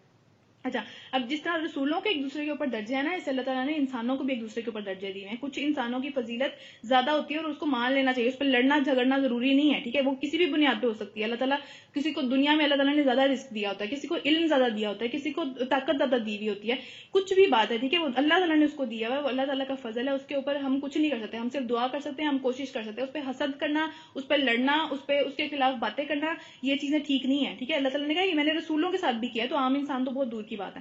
اچھا, اس کے بعد کیا ہے, رکوع ختم ہو رہا ہے, تیسرے پارے کا دوسرا رکوع شروع ہو رہا ہے. اے لوگوں جو ایمان لائے ہو, جو کچھ مال متاع ہم نے تم کو بخشا ہے اس میں سے خرچ کرو. اب خرچ کی بات آئے گی, کنٹینیوسلی صدقے کی بات آئے گی. ٹھیک ہے, قبل اس کے کہ وہ دن آ جائے جس میں نہ کوئی خرید و فروخت ہوگی, نہ کوئی دوستی کام آئے گی, نہ ہی کوئی سفارش چلے گی. یعنی اس سے پہلے تم جتنا خرچ کر لو گے وہ تو تمہارے کام آ جائے گا. اس دن کوئی پیسے نہیں تم سے لیے جائیں گے, اس دن جو کر کے آئے بس وہی ہے. اور ظالم اصل میں وہی ہیں جو کفر کی روش اختیار کرتے ہیں, لیکن جو اس بات کو مانتے نہیں ہے کہ بھئی اللہ تعالیٰ سے ملنا بھی ہے کسی دن. اس کے بعد کیا, آیت الکرسی آ رہی ہے. اس صورت کے اندر اللہ تعالیٰ نے آیت الکرسی دی ہوئی ہے, اور آیت الکرسی کا اب ہم ترجمہ پڑھنے لگے ہیں. کیا ہے آیت الکرسی؟ ہم سب پڑھتے ہیں صبح شام, جب تھوڑا سا ڈر لگتا ہے فوراً سے پہلے منہ سے آیت الکرسی بغیر سوچے سمجھے مائنڈ نکل جاتی ہے. اس کا مطلب ہمیں آج تک میرا خیال ہے ہم لوگوں کو نہیں پتا اس کا مطلب. آج ہم اس کا مطلب پڑھیں گے انشاءاللہ. اب کیا ہے کہ اللہ وہ زندہ جاوید ہستی ہے, اللہ لا الہ الا هو الحی القیوم, اللہ وہ زندہ جاوید ہستی ہے جس کو موت نہیں ہے, جو ہمیشہ سے زندہ ہے, ہمیشہ زندہ رہے گا, جو تمام کائنات کو سنبھالے ہوئے. اس نے اگر کائنات پیدا کی ہے نا, اس نے اس کو چھوڑ نہیں دیا, اس نے سنبھالا ہوا ہے, ہر نظام اس نے سنبھالا ہوا ہے. اس کے سوا کوئی خدا نہیں ہے. وہ نہ سوتا ہے نہ اس کو اونگ لگتی ہے. یعنی کہ ایک تو وہ سو جانا ہوتا ہے نا, دوسرا یہ ہوتا ہے کہ آپ جب بہت تھکے ہوئے ہوتے ہو اتنا بڑا کام کرنے کے بعد, یہ پوری کائنات کے ایک ایک ذرے کو, ایک ایک پتے کو, ایک ایک انسان کو اللہ تعالیٰ سنبھالا ہوا ہے, ہر ایک کی زندگی کا اس کو پتا ہے. پھر بھی اتنا بڑا کام کرنے کے بعد بھی یا تو وہ گہری نیند بھی نہیں سوتا, اور اس کو اونگ بھی نہیں آتی تھکن سے, کہ وہ تھکن سے تھوڑی دیر سستا ہی لے, ایسا بھی نہیں ہوتا. پھر کیا ہے، زمین اور آسمان میں جو کچھ ہے وہ اسی کا ہے، اس نے بنایا ہے، اسی کے پاس واپس جانا ہے، اینڈ پہ اسی کے لیے ہی وہ سب کچھ بچ جانا ہے۔ جو انسان مرتا ہے وہ کیا چھوڑ کے بچ جاتا ہے نا، پھر جو جس کے لیے چھوڑتا ہے وہ بھی کسی دن مر جائے گا، وہ بھی کسی کے لیے چھوڑ دے گا، اینڈ پہ سب چیزیں اللہ تعالیٰ کے پاس چلی جانی ہے۔ پھر کیا ہے، کون ہے جو اس کی جناب میں اس کی اجازت کے بغیر سفارش کر سکے، یعنی یہ بات بہت ضروری ہے۔ یہ آیت الکرسی میں پڑھتے ہیں، اللہ تعالیٰ کے پاس کوئی بھی، ہم کہتے ہیں نا آپ صلی اللہ علیہ وسلم کی شفاعت ہمیں بچا لے گی، تو وہ یہ والی بات ہے کہ کون ہے، اللہ تعالیٰ سب کو کہہ رہے ہیں کہ تمہیں لگتا ہے کہ کوئی ہے تو مجھے بتاؤ کون ہے جو اس کے پاس کسی کی سفارش کر سکے اس کی اجازت کے بغیر۔ اللہ تعالیٰ کی اجازت کے بغیر آپ صلی اللہ علیہ وسلم بھی سفارش نہیں کر سکتے، اللہ تعالیٰ کی اجازت کے ساتھ ہی وہ سفارش ہوگی، ٹھیک ہے۔ تو اس میں اگر ہم اللہ تعالیٰ کی نافرمانی کریں گے پھر ہمیں لگے گا کہ بھئی ہم آپ صلی اللہ علیہ وسلم آپ ہماری شفاعت کر دیں گے، ہم تو سیف ہیں، ہمیں تو کوئی مسئلہ نہیں ہے، تو ایسا نہیں ہے۔ یہ بات تو یہاں پہ لکھی ہوئی ہے باقاعدہ، جو کچھ بندوں کے سامنے ہے اسے بھی وہ جانتا ہے، اور جو کچھ ان سے اوجھل ہے وہ اس سے بھی واقف ہے، یعنی جو کہ وہ دنیا میں دیکھ رہے ہیں ان سب چیزوں کو بھی جانتا ہے، اور جو ان کو نظر نہیں آ رہا، جو جنات ہیں، جو شیاطین ہیں، جو ہمیں نقصان پہنچانے کی کوشش کریں، جو مخلوق ہمارے آگے پیچھے ادھر ادھر ہر جگہ پہ پھر رہی ہے، ٹھیک ہے، وہ اللہ جانتا ہے، وہ ہمیں نظر بھی نہیں آتی، نہ ہمیں پتہ ہے کہ اس کو ڈیل کیسے کرنا ہے، اس کو اس کے ساتھ مقابلہ کیسے کرنا ہے، ہمیں نہیں پتا اس کے بارے میں، ٹھیک ہے، وہ اللہ جانتا ہے وہ کون ہے۔ اور اس معلومات میں اس کے مطلب اس کی جو بھی معلومات ہے اس کا کوئی بھی چیز احاطہ نہیں کر سکتی، یعنی اللہ تعالیٰ کی معلومات اللہ تعالیٰ کے علم کے مقابلے میں ہمارے جو علم ہے، ہمیں جو جتنا مرضی ہمارا عالم فاضل ہے وہ اس طرح سے ہے جیسے پورے سمندر کے مقابلے میں ایک قطرہ ہو، ٹھیک ہے، وہ اس قطرے کے مقابلے میں بھی ہماری حیثیت نہیں ہے ہمارے علم کی جتنا اللہ تعالیٰ کے پاس علم ہے، اللہ یہ کہ کسی چیز کا علم وہ خود ہی ان کو دینا چاہیے، یعنی کہ جو اللہ نے دے دیا وہی علم ہے ہمارے پاس، اپنا علم بھی نہیں ہے کوئی بھی، تو اس کی حکومت آسمانوں اور زمینوں پر چھائی ہوئی ہے، اس کی نگہبانی جو ہماری وہ حفاظت کر رہا ہے ہر وقت، ہمارے آسمان اور زمین میں ہر چیز کی حفاظت کو کر رہا ہے، ہماری اپنی حفاظت کو کر رہا ہے، ہمارے لیے فرشتے اس نے رکھے ہوئے ہیں، وہ کیا ہے اس کے لیے کوئی تھکا دینے والا کام نہیں ہے، اس کو اس سے تھکن نہیں ہوتی، ٹھیک ہے، وہ جو ہر چیز کی حفاظت کری جا رہا ہے کنٹینیوسلی دن رات حفاظت کر رہا ہے، اس سے وہ تھکتا نہیں ہے، بس وہی ایک بزرگ و برتر ذات ہے، یعنی اس سے زیادہ بڑا، اس سے زیادہ عظیم، اس سے زیادہ اس طرح کے کام کرنے والا کوئی بھی نہیں ہے، وہی ہے، ٹھیک ہے، یہ آیت الکرسی کا ترجمہ۔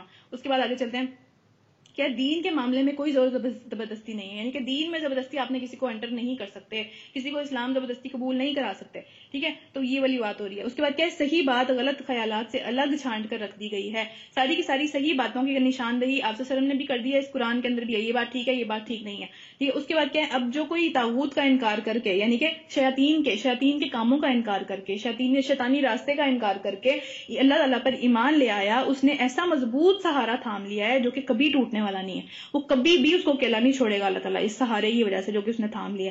اچھا، اس کے بعد کیا ہے، اور اللہ کا سہارا جس نے لے لیا، ٹھیک ہے، وہ اللہ وہ ہے جو کہ سب کچھ جاننے والا اور سب کچھ سننے والا ہے، ٹھیک ہے، اس کا سہارا اگر کسی نے لے لیا تو آپ سوچیں کہ وہ کس قدر محفوظ ہاتھوں کے اندر آ گیا۔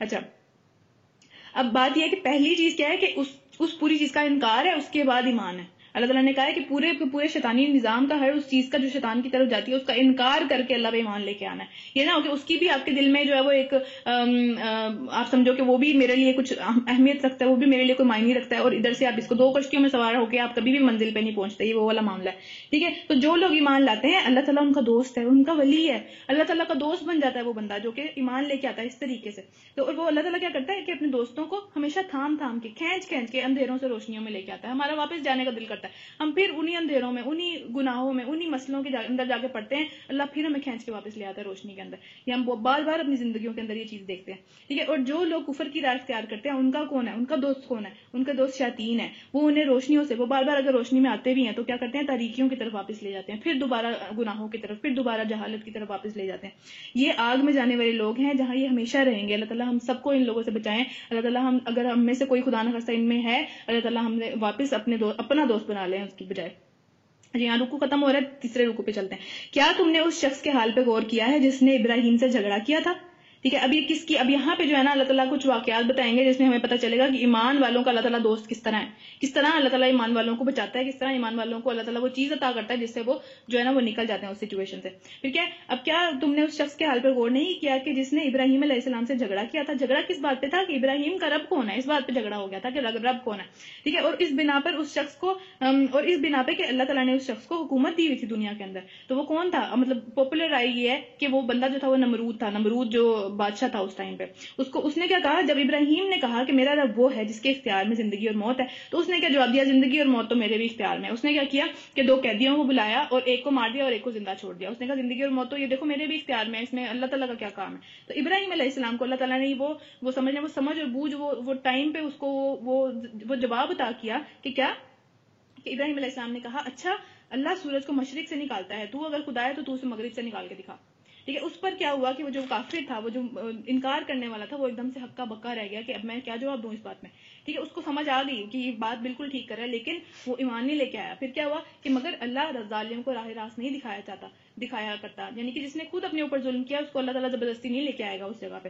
پھر کیا ہے، یا پھر مثال کے طور پر اس شخص کو دیکھو، اب یہ والا بندہ ہے جو کہ کافر ہے، اس کے اوپر اللہ تعالیٰ نے کس طرح سے اس کی مدد کی. پھر کیا ہوا کہ یا پھر مثال کے طور پر اس شخص کو دیکھو جس کا گزر ایک ایسی بستی پر ہوا جو اپنی چھتوں پر اوندھی گری پڑی تھی، یعنی کہ مرے ہوئے تھے سارے کے سارے، کوئی تباہی ان کے اوپر آئی تھی، کوئی اللہ تعالیٰ کا عذاب آیا تھا جس کا اس شخص کا اس جگہ پہ سے گزر ہوا، اور وہ حیرانی میں پڑ گیا کہ یہ آبادی جو ہلاک ہو چکی ہوئی ہے اسے اللہ کس طرح دوبارہ زندگی بخشے گا، اس قدر تباہی یہ کیسے واپس آئے گی. ایسا نہیں تھا کہ اس کے دل میں ایمان نہیں تھا، لیکن اتنی تباہی دیکھنے کے بعد اس کو ہوا کہ یہ کس طرح سے، یہ کیسے ہوگا، حیرانی آ جاتی ہے نا انسان کے اندر. پھر کیا ہے، اللہ تعالیٰ نے اس کی روح قبض کر لی اور وہ 100 برس تک مردہ پڑا رہا. اللہ تعالیٰ نے اس کو دکھایا کہ کس طرح سے میں مارتا ہوں. پھر کیا ہے، وہ 100 برس تک مردہ پڑا رہا. پھر اللہ نے اس کی دوبارہ زندگی بخشی اور اس سے پوچھا کہ بتاؤ کتنی مدت پڑے رہے، تمہیں کیا لگتا ہے کتنی مدت تک تم سوئے رہے ہو؟ تو اس نے کہا 1 دن یا کچھ گھنٹے. اس کو لگا کہ اتنا تھوڑا ٹائم گزرا ہے. فرمایا کہ تم 100 برس اسی حالت میں گزرے رہے ہو، اور اب کیا ہے ذرا اپنے کھانے پینے کو دیکھو، وہ بھی خراب نہیں ہوا، وہ بھی سیم ٹو سیم ویسے کا ویسا پڑا ہوا ہے. 100 سال بعد آپ سوچیں کھانا پینا ویسا کا ہو سکتا ہے کبھی؟ اللہ تعالیٰ نے اس کو بھی پریزرو رکھا اس کے لیے ایک نشانی کے طور پہ. پھر دوسری طرف ذرا اپنے گدھے کو دیکھو، اس کا کیا ہوا تھا، اس کی ہڈیاں تک وہ سیدھا ہو چکی ہوئی تھی، یعنی اس کے اوپر ٹائم تیزی سے گزار دیا اللہ تعالیٰ نے اس کی نشانی کے طور پہ، تاکہ وہ سمجھ سکے کہ اللہ تعالیٰ جو چاہتا ہے وہ کر سکتا ہے. پھر کیا ہے کہ دوسری طرف اپنے گدھے کو دیکھو کہ اس کا تو پنجر تک وہ سیدھا ہو گیا ہے، اور پھر ہم نے اس لیے یہ کیا کہ تاکہ تم لوگوں کے لیے ایک نشانی بنا دینا چاہتے ہیں ہم. پھر دیکھو ہڈیوں کو اس پنجر کی طرح کہ ہم کس طرح یہ جو سامنے پنجر پڑا ہوا ہے، یہ سامنے ایک گدھے کا سارا جو ہے وہ ہڈیاں وغیرہ پڑی ہوئی ہیں، اللہ تعالیٰ کہتے ہیں کہ میں ان کے اوپر جو ہے وہ گوشت پوسٹ چڑھا کے پھر زندہ کر سکتا ہوں، میرے لیے کوئی مسئلہ نہیں ہے یہ. ٹھیک ہے. اس طرح جب حقیقت اس کے سامنے بالکل نمایاں ہو گئی تو اس نے کیا کہا، میں جان گیا کہ اللہ ہر چیز پر قدرت رکھتا ہے. یعنی اس کے دل میں یہ بات تھی پہلے بھی، لیکن اس کو ایک طرح سے وہ حیرانی ہوئی کہ کس طرح اللہ تعالیٰ کرے گا، تو اللہ تعالیٰ نے اس کے لیے نشانی واضح کر دی. پھر کیا ہے، آگے وہ بندہ آگے پھر حضرت ابراہیم کا ذکر آ رہا ہے، اور حضرت ابراہیم سے زیادہ ایمان اور یقین کے اندر کوئی بھی پختہ نہیں تھا. لیکن یہ کیا ہے، پھر انہوں نے کیا سوال کیا اللہ تعالیٰ سے کہ اے میرے مالک مجھے تو دکھا کہ تو مردوں کو کیسے زندہ کرتا ہے. تو اللہ تعالیٰ نے فرمایا کیا تجھے ایمان نہیں ہے کہ میں کر سکتا ہوں یہ کام؟ تو انہوں نے عرض کیا ایمان تو رکھتا ہوں مگر دل مطمئن، ایک طرح سے مطمئن ہو جائے گا اس چیز کو سامنے دیکھ کے. ٹھیک ہے. مجھے پورا پکا ایمان ہے، لیکن مجھے اور زیادہ تسلی ہو جائے گی کہ میرا ایمان بالکل ٹھیک چیز پہ ہے. ٹھیک ہے. تو یہ اب مطلب 3 طرح کے لوگوں کی اللہ تعالیٰ نے بات کی. ایک وہ جو تھا وہ کافر تھا نمرود، پھر دوسرا درمیان میں کہیں پہ تھا، پھر اب ایک تیسرے کی بات ہو رہی ہے، تیسرے لیول کے ایمان کی بات ہو رہی ہے کہ پختہ ترین ایمان کے اوپر بھی اللہ تعالیٰ ایمان کو مطمئن کر دیتے ہیں، ان لوگوں کو بھی مطمئن کر دیتے ہیں اپنی مدد سے. پھر کیا ہوا کہ فرمایا اچھا تو 4 پرندے لے اور انہیں اپنے ساتھ مانوس کر لے گے، وہ تجھے پہچاننے لگے، پھر یہ آواز کو پہچاننے لگے. پھر کیا ہوا کہ ان کو ذبح کر کے ایک ایک ٹکڑا ایک ایک پہاڑ کے اوپر رکھ دے، پھر جب تو ان کو پکارے گا نا وہ تیرے پاس دوڑے چلے آئیں گے زندہ ہو کے. تو خود ان کو ذبح کرے گا لیکن وہ دوڑے چلے آئیں گے. تو خوب جان لے کہ اللہ نہایت زبردست اور حکمت والا ہے. اچھا یہ 3 ہو گئے. پھر اس کے بعد کیا ہے، پھر دوبارہ مال کے خرچ کرنے کی باتیں آ رہی ہیں. پھر جو لوگ اپنے مال اللہ کی راہ میں خرچ کرتے ہیں ان خرچ کی مثال ایسی ہے جیسے اللہ ایک دانہ بویا جائے اور اس سے 7 بالیں نکلیں اور ہر بال میں 100 دانے ہوں. پھر اللہ جس طرح چاہتا ہے عمل کو فراوانی عطا کرتا ہے. اچھا اب اس میں کیا ہے، اللہ کی راہ میں خرچ کرنے کا مطلب یہ ہے کہ ایک تو صدقہ ہم کرتے ہیں نا، صدقہ ہم اپنے بچنے کے لیے کرتے ہیں کہ بھئی کسی کی تکلیف دور کر دی، کسی اپنی کوئی پریشانی تھی اس کو دور کر دیا. ٹھیک ہے. اس کو دور کرنے کے لیے ہم نے صدقہ دے دیا. اس کے بعد اس طرح کی مختلف چیزوں میں ہم صدقے کرتے ہیں. اللہ کی راہ میں خرچ کرنے کا مطلب ہے اللہ کے دین کے لیے خرچ کرنا. اللہ کے دین میں جو لوگ اپنی جانیں کھپا رہے ہیں، جو ادارے اس طرح کے کام کر رہے ہیں کہ اللہ کے دین کو پروموٹ کر رہے ہیں، ٹھیک ہے، اس طرح کی چیزوں کے اندر اپنے مال خرچ کرنے کو اللہ تعالیٰ کہہ رہے ہیں کہ ان کی مثال ایسی ہے کہ ایک دانہ بویا جائے، جیسے کہ ایک بیج بویا جاتا ہے، اس سے 7 اس سے سمجھ لیں بھٹے نکلتے ہیں. اس ایک بھٹے ایک سمجھ لیں جو مکئی کے وہ نکلیں گے، کیا نام ہے، بھٹے نکلیں گے. اس سے ایک بھٹے کے اندر 700 جو ہے وہ دانے ہوں گے. تو ایک دانے سے 700 دانے بن جائیں گے. آپ سوچیں یہ 700 سے بھی زیادہ. تو اس طرح سے وہ چیز جو ہے نا وہ پھیلتی ہے. تو اللہ کی راہ میں جب ہم خرچ کرتے ہیں تو ہو سکتا ہے ایک بندہ تعلیم حاصل کرے، 2 بندہ تعلیم حاصل کرے، یا 10 بندے تعلیم حاصل کریں، 1 سے 10 کریں، 10 سے 15 کریں، تو وہ اس طرح ملٹی پلائی ہوتا ہے وہ افیکٹ سارا کا سارا. تو ان سب کے جو بھی سب چیزیں وہ کر رہے ہوتے ہیں، جدھر وہ جو ہے وہ اللہ تعالیٰ کا دین پھیلا رہے ہوتے ہیں، ان سب میں آپ کا حصہ ہوتا ہے. تو اس طرح کی راہ میں خرچ کرنے والوں کو اللہ تعالیٰ کہہ رہے ہیں کہ ان کی مثال اس طرح کی ہے کہ جیسے ایک دانہ بویا جائے اور اس سے 7 بالیں نکلیں اور ہر بال میں 100 دانے ہوئے، 700 دانے ہو جائیں ٹوٹل اس ایک دانے سے. تو اس طرح اللہ جس عمل کو چاہتا ہے مطلب بڑا ہی عطا کرتا ہے، اور وہ بڑا ہی کھلے ہاتھ کا ہے، یعنی کہ اس کو اور بھی اس سے بھی زیادہ کر دیتا ہے. جب جس کی نیت اچھی ہوتی ہے، جس کی نیت پوری پیور ہوتی ہے، اس سے 700 سے بھی زیادہ دیتا ہے، اور علیم ہے، اور ان کو نیتوں کا بھی پتہ ہے. اور جو لوگ اپنے مال اللہ کی راہ میں خرچ کرتے ہیں اور خرچ کر کے پھر احسان نہیں جتاتے، نہ دکھ دیتے ہیں، ان کا اجر ان کے رب کے پاس ہے، اور ان کے لیے کسی رنج اور غم کا مقام نہیں ہوگا. اب آپ نے ہم لوگ کیا کرتے ہیں کہ ہم لوگ جب کسی کو دیتے ہیں تو ہم اس کا ذکر کہیں نہ کہیں ضرور کرنا پسند کرتے ہیں. ہم کہتے ہیں کہ ہاں فلاں جگہ پہ میں نے دیا تھا، اس کا آج نہیں کریں گے، کل نہیں کریں گے، 10 سال بعد بھی اس کا ذکر کریں گے، دے کے تو ہم بھولتے ہی نہیں ہے نا. تو اللہ تعالیٰ کہہ رہے ہیں کہ جو لوگ اس طرح کا عمل نہیں ہے جن کا، ان کا اجر ان کے رب کے پاس ہے، اور ان کے لیے کوئی غم اور رنج کا مقام نہیں ہوگا. آخرت کے دن میں بھی، دنیا میں بھی اللہ تعالیٰ ان سے تکلیفیں ساری دور کر دیں گے. ایک میٹھا بول اور کسی ناگوار بات پر ذرا سا اگنور کرنا اس خیرات سے بہتر ہے جس کے پیچھے دکھ ہو.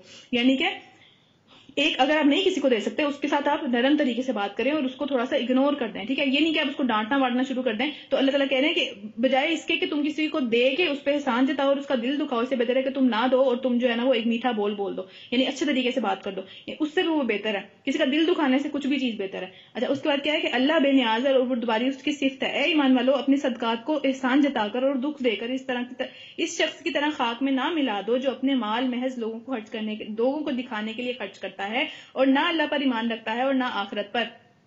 اس کا مطلب ہے کہ جو بندہ احسان جتا دیتا ہے، اس کا بھی مال، اس کا بھی وہ عمل ایسے ہی ضائع ہو جاتا ہے جیسے کہ کسی ایسے بندے کا جو کہ دکھاوا کرنے کے لیے خرچ کرتا ہے. دکھاوا کرنے کی تو نیت ہی شروع سے ٹھیک نہیں تھی، لیکن اگر آپ نے بعد میں احسان جتا دیا تو آپ بھی اسی کیٹیگری میں آگے کھڑے ہو گئے کہ آپ کا بھی ضائع ہو گیا.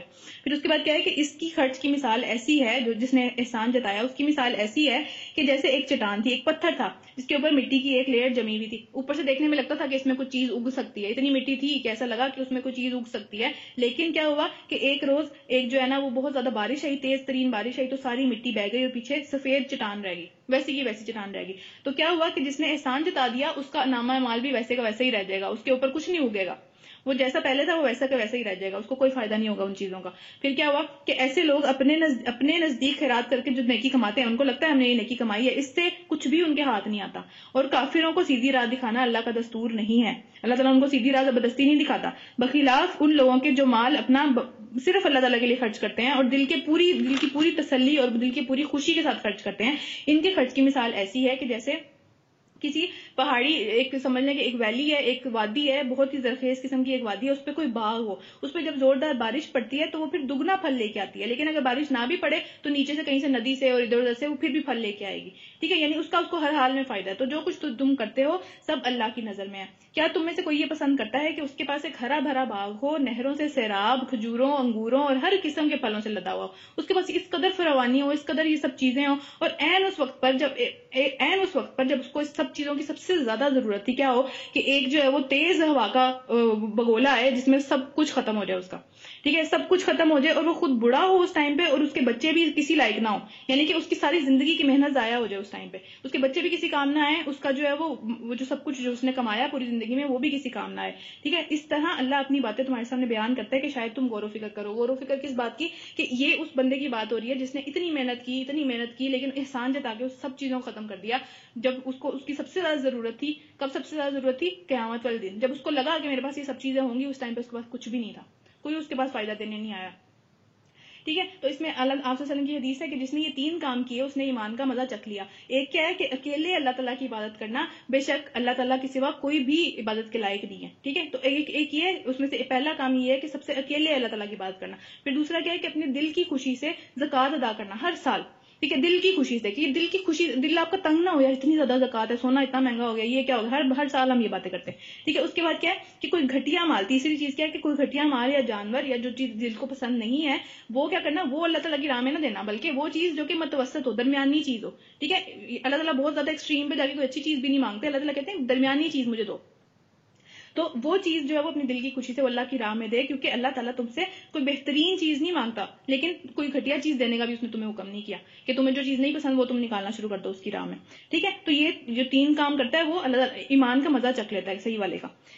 اچھا، اس کے بعد کیا ہے پھر دوبارہ آگے اگلا رکو شروع ہو رہا ہے 5واں رکو، اے لوگوں جو ایمان لائے ہو پاکیزہ مال خرچ کرو، یعنی کہ اچھا مال، اچھا والا مال جو دیکھنے میں بھی اچھا لگے، جو تم اپنے لیے پسند کرو وہ خرچ کرو، ٹھیک ہے، جو کچھ ہم نے زمین میں سے تمہارے لیے نکالا ہے اس میں سے بہتر مال اللہ کی راہ میں خرچ کرو، ایسا نہ ہو کہ اس کی راہ میں دینے کے لیے تم بری بری چیزیں نکالنا شروع کر دو، ٹھیک ہے۔ اس کے بعد کیا ہے کہ حالانکہ وہی چیزیں اگر تمہیں کوئی دے تو تم اسے لینا بالکل بھی پسند نہ کرو کہ یہ مجھے کیا دے دیا، تمہیں برا لگے وہ لیتے ہوئے، تم ضرورت کے تحت تو لے لو کہ چلو ٹھیک ہے ضرورت ہے مجھے، میرے پاس اور کچھ اور آپشن نہیں ہے، لیکن کیا ہو کہ تم وہ دل سے پسند نہ کرو، ایسا مال نہ نکالو اللہ کی راہ میں، اللہ یہ کہ اس کو قبول کرنے میں تم اگنور کر دو کہ ہاں ٹھیک ہے یار اب ضرورت ہے تو لینا ہی پڑے گا۔ تمہیں جان لینا چاہیے کہ اللہ بے نیاز ہے اور بہترین صفات سے متصف ہے، یعنی شروع میں اللہ تعالیٰ نے کہا کہ وہی مال میں نے تمہیں وہ مال دیا، اس میں تم میری راہ میں وہ والا مال نکالتے ہو جو کہ گھٹیا ہے، ٹھیک ہے، تو اللہ تعالیٰ اس چیز سے بے نیاز ہے، اللہ تعالیٰ کو تمہاری وہ چیزیں نہیں چاہیے، تم اپنے لیے نکال رہے ہو وہ چیزیں۔ پھر کیا ہے، شیطان تمہیں مفلسی سے ڈراتا ہے، شیطان کہتا ہے تمہارا کیا بنے گا، سب کچھ تم مجھے دے دو گے تو تمہارا تو تم تو رہ جاؤ گے، ٹھیک ہے، اور تمہیں کیا کرتا ہے کہ بخل، یہ جو کنجوسی اور اس طرح کی چیزوں کے تمہیں کہتا ہے کہ یہ اس چیز پہ چلو، مگر اللہ تمہیں اپنی بخشش سے اور فضل کی امید دلاتا ہے، اللہ بڑا فراغ دست، بڑے کھلے ہاتھ کا ہے اور بڑا حکمت والا ہے، وہ جس کو چاہتا ہے حکمت عطا کرتا ہے، یعنی اب اللہ تعالیٰ کی ایک تو ساری نعمتیں جو ہیں وہ ہیں، لیکن جو پیچھے سے حکمت ہے چیزوں کے اندر، ابھی ہم ڈسکس کریں گے کہ حکمت کیا چیز ہے، تو اللہ تعالیٰ کہتے ہیں کہ جس کو چاہتا ہے اللہ حکمت عطا کرتا ہے، اور جس کو حکمت مل گئی اس کو تو حقیقت میں دنیا کی سب سے بڑی دولت مل گئی، ٹھیک ہے۔ ان باتوں سے صرف وہی لوگ سبق حاصل کرتے ہیں جو کہ دانش مند ہیں، جو کہ عقل رکھتے ہیں۔ اچھا، اب حکمت کیا چیز ہے، فرسٹ آف آل بہت ساری اس کی ڈسکرپشن ہیں، بہت ساری اس کی جو ہے نا وہ سمجھ لیں کہ بہت ساری اس کی ایکسپلینیشنز ہیں جو کہ تفسیر والے لوگوں نے دی ہیں، اس میں کیا ہے کہ قرآن کی سمجھ بوجھ، دین کی سمجھ بوجھ، اس کے بعد کیا ہے درست بات تک، پیچھے والی درست بات تک پہنچ جانا کہ اللہ تعالیٰ نے خرچ کرنے کا حکم کیا کیوں دیا، اس کے پیچھے کیا وجہ، میرا کیا فائدہ ہے اس کے اندر، ٹھیک ہے، اس بات تک پہنچ جانا یہ حکمت ہے، ٹھیک ہے۔ اس کے بعد قرآن کے جتنے بھی احکامات ہیں، جتنی بھی چیزیں ہیں، ان چیزوں تک اللہ تعالیٰ کسی بندے کو اس طرح کی سمجھ لیں کہ عقل عطا فرمائے کہ وہ ان کی ڈیپ گراؤنڈ تک پہنچ جائے۔ دیکھیں عمل تو کرنا ہے، ٹھیک ہے، لیکن عمل کے ساتھ جو ہے وہ اللہ تعالیٰ اس کو انڈرسٹینڈنگ عطا فرما دیں کہ یہ میرے لیے کس طرح بہتر ہے، تو وہ بہتر طریقے سے عمل کرے گا ہمیشہ اس چیز کے اوپر، ٹھیک ہے، تو وہ حکمت ہے۔ اللہ تعالیٰ کہہ رہے ہیں جس کو وہ مل گئی نا دنیا میں، اس کو تو اتنی بڑی دولت مل گئی کہ اس سے بڑی دولت دنیا میں کوئی نہیں ہے کسی کے پاس بھی، ٹھیک ہے، کہ دین اور دنیاوی تعلیمات جو ہیں ساری کی ساری ہیں اس کی پیچھے والی چیزوں کا علم ہے۔ پھر کچھ لوگ کہتے ہیں کہ رائٹ ٹائم پہ رائٹ ڈیسیژن لینے کو حکمت کہتے ہیں، ٹھیک ہے، اب دنیا میں بھی یہ چیز کام آتی ہے اور آگے جا کے بھی یہ چیز کام آتی ہے۔ اچھا، اس کے بعد کیا ہے کہ پھر وہ کیا کرتا ہے، جس کو حکمت مل جاتی ہے پھر اللہ تعالیٰ اس کو مال بھی دیتے ہیں، تو پھر وہ کیا کرتا ہے کہ وہ بہترین انویسٹمنٹ کرتا ہے، وہ آخرت کے دن کے لیے انویسٹمنٹ کرتا ہے ساری کی ساری، اس کی دنیا کی ساری چیزیں بھی وہ اس لیے کر رہا ہوتا ہے کہ آخرت اس کی سنور جائے، اور ہم اگر آخرت کی بھی کوئی چیز کر رہے ہوتے ہیں تو اس میں بھی ہمارا یہ ہوتا ہے کہ دنیا ہماری سنور جائے کسی طریقے سے، ہم دنیا کو کوئی فائدہ لے لیں آخرت کے لیے کرتے ہوئے بھی، تو ہمیں یہ چیزیں چینج کرنے کی ضرورت ہے۔ اچھا، اس کے بعد کیا ہے، تم نے جو کچھ بھی خرچ کیا ہو اور جو بھی نظر مانی ہو اللہ کو اس کا علم ہے، یعنی کہ جو بھی نظر ماننے کا مطلب یہ ہے کہ آپ نے کہا کہ یہ میرا کام ہو جائے گا تو میں اتنا صدقہ دوں گا، یہ میری ایک پریشانی چلی جائے گی تو میں اتنا صدقہ دوں گا، ٹھیک ہے، وہ والی بات ہے، تو اللہ کو اس کا علم ہے، اور ظالموں کا کوئی مددگار نہیں ہے۔ اگر اپنے صدقے تم اعلانیہ دو، یعنی کہ سب کے سامنے دو، تو یہ بھی اچھا ہے، وہ کیوں اچھا ہے کہ لوگوں کو بھی شوق ہوگا کہ ہاں یار یہ اچھا کام کر رہا ہے میں بھی اچھا کام کروں، تو وہ دوسروں کے لیے بہتر ہے، لیکن اگر چھپا کر حاجت مندوں کو دو تو یہ تمہارے حق میں زیادہ بہتر ہے، تمہارے حق میں زیادہ بہتر یہ ہے کہ تم، کیونکہ لینے والے کا پھر عزت نفس مجروح ہوتی ہے اس سے، تو وہ مجروح نہیں ہوگی، وہ تمہارے لیے بھی بہتر ہے، اللہ تعالیٰ تمہارے ثواب کو زیادہ کر دیں گے، تمہاری نیت صاف رکھنا تمہارے لیے آسان ہو جائے گا، اس میں دکھاوا نہیں آئے گا۔ تمہاری بہت سی برائیاں اس طرز عمل سے ختم ہو جاتی ہیں، اور جو کچھ تم کرتے ہو اللہ کو بہرحال اس کا علم ہے۔ اب یعنی کہ صدقے کی بات ہو رہی ہے، تو صدقہ کیا ہے کہ ہر قسم کی برائی کو، ہر قسم کی گناہ کو بھی، اگر کوئی بندے کو یہ ڈر ہو کہ میں بہت گناہوں میں پڑا ہوا ہوں، اس کو چاہیے وہ صدقہ کرے، زیادہ سے زیادہ صدقہ کرے، صدقہ برائیوں کو دور لے جاتا ہے، ٹھیک ہے۔ اسی طرح اگر کوئی بہت زیادہ مشکل کے اندر پڑا ہوا ہے، کسی کو لگتا ہے میری زندگی میں بہت زیادہ مشکلات آ رہی ہیں، آزمائشیں بہت زیادہ ہیں، اس کو چاہیے وہ صدقہ کرے، صدقہ ہر قسم کے بیریئر کو توڑ کے آگے نکل جاتا ہے، ٹھیک ہے۔ تو یہ سب صدقہ ہمارے لیے ایک طرح سے وہی والی حکمت والی بات ہے کہ اللہ تعالیٰ ہم اس چیز کو سمجھیں کہ ہمارے پاس سے تو مال جا رہا ہے لیکن وہ ہمارے لیے کیا کیا کچھ کر رہا ہے پیچھے سے، اس چیز کو ہم سمجھیں۔ اس کے بعد کیا ہے کہ اے نبی صلی اللہ علیہ وسلم، لوگوں کو ہدایت بخش دینے کی ذمہ داری تم پہ نہیں ہے، یہ ہم نے کل بھی پڑھا تھا، یہ آج بھی آ رہا ہے کہ ہم کسی کو ہدایت نہیں دے سکتے، ہم صرف بتا سکتے ہیں، ٹھیک ہے۔ اس کے بعد کیا ہے، ہدایت تو اللہ ہی جسے چاہتا ہے بخشتا ہے، اور راہ خیر میں جو کچھ مال تم خرچ کرتے ہو وہ تمہارے لیے ہی بہتر ہے، تم اپنے لیے خرچ کرے ہو، اللہ کو اس چیز کی ضرورت نہیں ہے۔ اگر تم اللہ کا چہرہ چاہنے کے لیے خرچ کرتے ہو تو جو کچھ مال تم اللہ کی راہ میں خرچ کرو گے اس کا پورا اجر تمہیں دیا جائے گا، اور تمہاری حق تلفی بالکل بھی نہیں ہوگی، یعنی کہ اللہ کا چہرہ چاہنے کا مطلب یہ ہے کہ اللہ تعالیٰ کی ملاقات پہ تمہیں یقین ہے کہ میں جو کچھ بھی کر رہا ہوں اینڈ پہ جا کے اللہ تعالیٰ سے ملاقات کرنی ہے. اللہ تعالیٰ ایسا نہ کریں کہ مجھے اپنی ملاقات سے ہی روک دے، میرے سے اتنے ناراض ہوں کہ میری طرف دیکھیں بھی نہ. ٹھیک ہے، تو اگر ہم اللہ تعالیٰ کی خوشنودی کے لیے، اللہ تعالیٰ کی رضا کے لیے یہ سب کام کرتے ہیں، اللہ تعالیٰ کہہ رہے ہیں تمہیں پورا پورا واپس دیا جائے گا، اس سے بھی زیادہ دیا جائے گا. وہ تو ہم پیچھے پڑھ چکے ہیں کہ ایک دانہ ڈالو گے تو 700 دانے نکلیں گے، اور اس سے بھی زیادہ آگے بھی جا کے یہ چیزیں آئیں گی. ٹھیک ہے، تو وہ اللہ تعالیٰ کی مرضی ہے، اللہ تعالیٰ جتنا چاہے بڑھا دے، وہ اللہ تعالیٰ کی مرضی ہے. لیکن اگر تم خرچ کرو گے تو تمہاری ذرا بھی حق تلفی نہیں کی جائے گی. اچھا، اب یہاں پہ کیا ہے کہ دنیا کے بینکوں کے اندر تو ہم بڑی خوشی خوشی مال لے کے جاتے ہیں کہ ہم کہتے ہیں کہ یہ تو ہمارا سیو ہو گیا، لیکن آخرت کے بینک کی ہم بالکل بھی فکر نہیں کرتے کہ وہاں کیا سیو کر رہے ہیں. ٹھیک ہے، اور جو کہ پکا پتا ہے کہ وہ تو واپس ملنا ہی ہے اور زیادہ ہو کے ملنا ہے، وہاں پہ تو پکا جو ہے وہ ریٹرن آن انویسٹمنٹ آئے گا نا، لیکن اسٹل ہم جو ہے وہ اس کو بالکل بھی اس کی فکر نہیں کرتے. اور بات یہ ہے کہ اللہ کو تمہیں پورا اجر دینے کے لیے اللہ تم سے مانگ رہا ہے، اللہ کو اپنے لیے نہیں چاہیے وہ چیزیں. ٹھیک ہے، اللہ تو بالکل بے نیاز ہے ہر چیز سے. ٹھیک ہے، خاص طور پر مدد کے مستحق، اللہ تعالیٰ کہہ رہے ہیں کہ مدد کے مستحق ترین افراد کون ہیں؟ وہ لوگ ہیں جو کہ اللہ کے کام میں ایسے گر گئے ہیں کہ اپنے لیے کوئی بھی بزنس، کوئی بھی جاب کرنے کے لیے کچھ بھی ان کو ٹائم ہی نہیں ملتا. ایسے لوگ ہیں. ٹھیک ہے، اب وہ لوگ اسپیشلی ان لوگوں کی بات ہو رہی ہے جو کہ اس ٹائم پہ تعلیم حاصل کرنے کے لیے دور دور سے آئے ہوئے تھے، اور آج بھی وہ لوگ جو کہ اس کام میں اللہ تعالیٰ کے دین کو پھیلانے کے لیے اس طرح کے کاموں میں اتنے زیادہ گھرے ہوئے ہیں کہ ان کو وہ چیز جو ہے وہ دنیا کے لیے کام کرنے کے لیے ان کو ٹائم ہی نہیں ملتا، وہ دین میں اتنا مصروف ہے.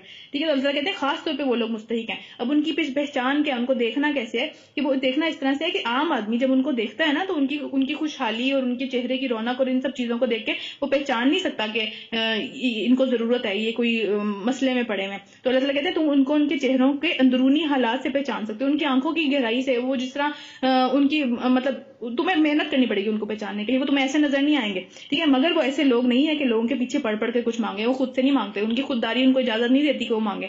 پھر کیا، ان کی مدد میں جو کچھ مال تم خرچ کرو گے وہ اللہ سے پوشیدہ نہیں رہے گا. اللہ تعالیٰ کو پتا ہے تم نے کہاں کون سی پینی، کون سا سینٹ خرچ کیا ہے. ٹھیک ہے، جو لوگ اپنے مال شب و روز یعنی کہ صبح شام اور کھلے اور چھپے یعنی کہ چاروں طریقے سے، لوگوں کے سامنے بھی کچھ مال خرچ کرتے ہیں، کچھ لوگوں سے پیچھے بھی خرچ کرتے ہیں، کچھ دن میں کرتے ہیں، کچھ رات کے اندھیرے میں کرتے ہیں، تو خرچ کرتے ہیں، ان کا اجر ان کے رب کے پاس ہے اور ان کے لیے کسی خوف اور رنج کا مقام نہیں ہے. اچھا، مگر جو لوگ، اب دوسری طرف بات آ گئی، دوسری طرف کیا ہے؟ ایک تو صدقات ہیں، دوسری طرف سود کی بات آ رہی ہے. اب دونوں طرف ایک طرف سے صدقہ جو ہے ہم مال دیتے ہیں، وہ ہمارا مال آخرت میں بڑھتا ہے. ایک طرف کیا ہے کہ ہم مال کسی کو یہاں دنیا میں دیتے ہیں اور ہم ایکسپیکٹ کرتے ہیں کہ وہ جب ہمیں واپس کرے تو ہمارا مال بڑھ کے واپس کرے، وہ سود ہے. ٹھیک ہے، مگر جو لوگ سود کھاتے ہیں ان کا حال قیامت والے دن وہ اس طرح کھڑے ہوں گے کہ جیسے کسی کو شیطان نے چھو کر باولا کر دیا ہو. یعنی کہ شیطان چھو کر کیسے باولا کرتا ہے کہ جیسے جن کسی کے اندر گھس گیا ہو اور اس کو کوئی بھی ہوش نہ ہو کسی بھی چیز کی. تو اللہ تعالیٰ کا آپ صلی اللہ علیہ وسلم کی حدیث ہے کہ سود کھانے والا، سود کھلانے والا، سود کی گواہی لکھنے والا، سود کو اپروو کرنے والا، سود کی کیلکولیشن کرنے والا، ہر بندہ جو سود سے انوالوڈ ہے اس سب پہ اللہ تعالیٰ کی لعنت ہے. ٹھیک ہے، اور اس کے بعد آپ صلی اللہ علیہ وسلم کی حدیث ہے کہ سود کے جو گناہ ہیں اس کے 72 حصے ہیں، 72 حصے ہیں اس کے. ٹھیک ہے، اس میں سب سے نچلے درجے کا، سب سے چھوٹا جو گناہ ہے نا، اس حصے سب سے چھوٹا گناہ والا جو حصہ ہے وہ یہ ہے کہ کوئی بندہ اپنی ماں سے زنا کرے. یہ سب سے چھوٹا حصہ ہے اس سود کا. اچھا، اس کے بعد کیا ایک اور حدیث ہے کہ ایسے گناہوں سے بچو جن گناہوں کا کوئی کفارہ نہیں ہے.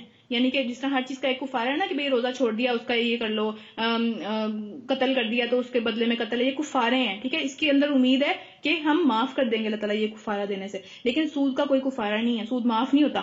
ٹھیک ہے، سود دینے والے اور لینے والے اس طرح سے کھڑے ہوں گے جیسے دیوانے اور بدحواس لوگ کھڑے ہوتے ہیں، ان کو اپنی کوئی ہوش نہیں ہوتی، جیسے شیطان ان کے اندر گھس جائے، جیسے کہ جن پوزیس کر لے کسی کو، اس طرح سے وہ قیامت والے دن کھڑے ہوں گے. اب ہم نے پیچھے پڑھا کہ قیامت والے دن ان لوگوں کے لیے جو صدقہ کرتے ہیں ان کے لیے کوئی خوف اور رنج کا مقام نہیں ہوگا، لیکن اس کے مقابلے میں جو سود کھاتے ہیں، جو دنیا میں اپنی چیزوں کو بڑھانے کی فکر میں کرتے ہیں، ان کے لیے کیا ہوگا کہ وہ اس طرح کھڑے ہوں گے جیسے شیطان ان کے اندر گھسا ہوا ہے، جیسے کہ وہ پوزیسڈ ہیں، ان کے اندر جن گھس گیا ایسے.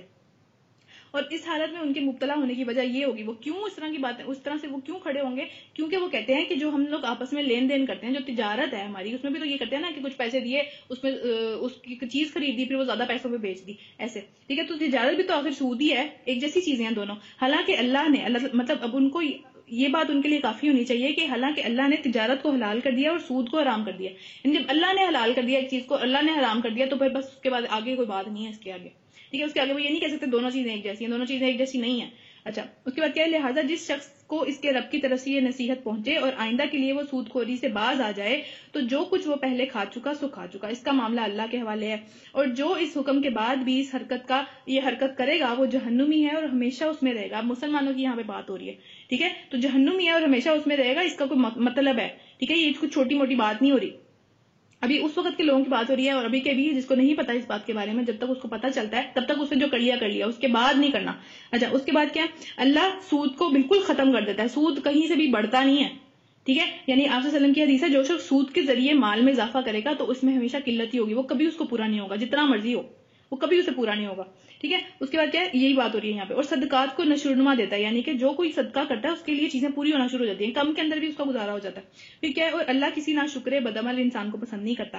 ہاں، جو لوگ ایمان لے آئیں اور نیک عمل کریں اور نماز قائم کریں اور زکوٰۃ دیں، ان کا اجر بے شک ان کے رب کے پاس ہے اور ان کے لیے کسی خوف اور رنج کا مقام نہیں ہے.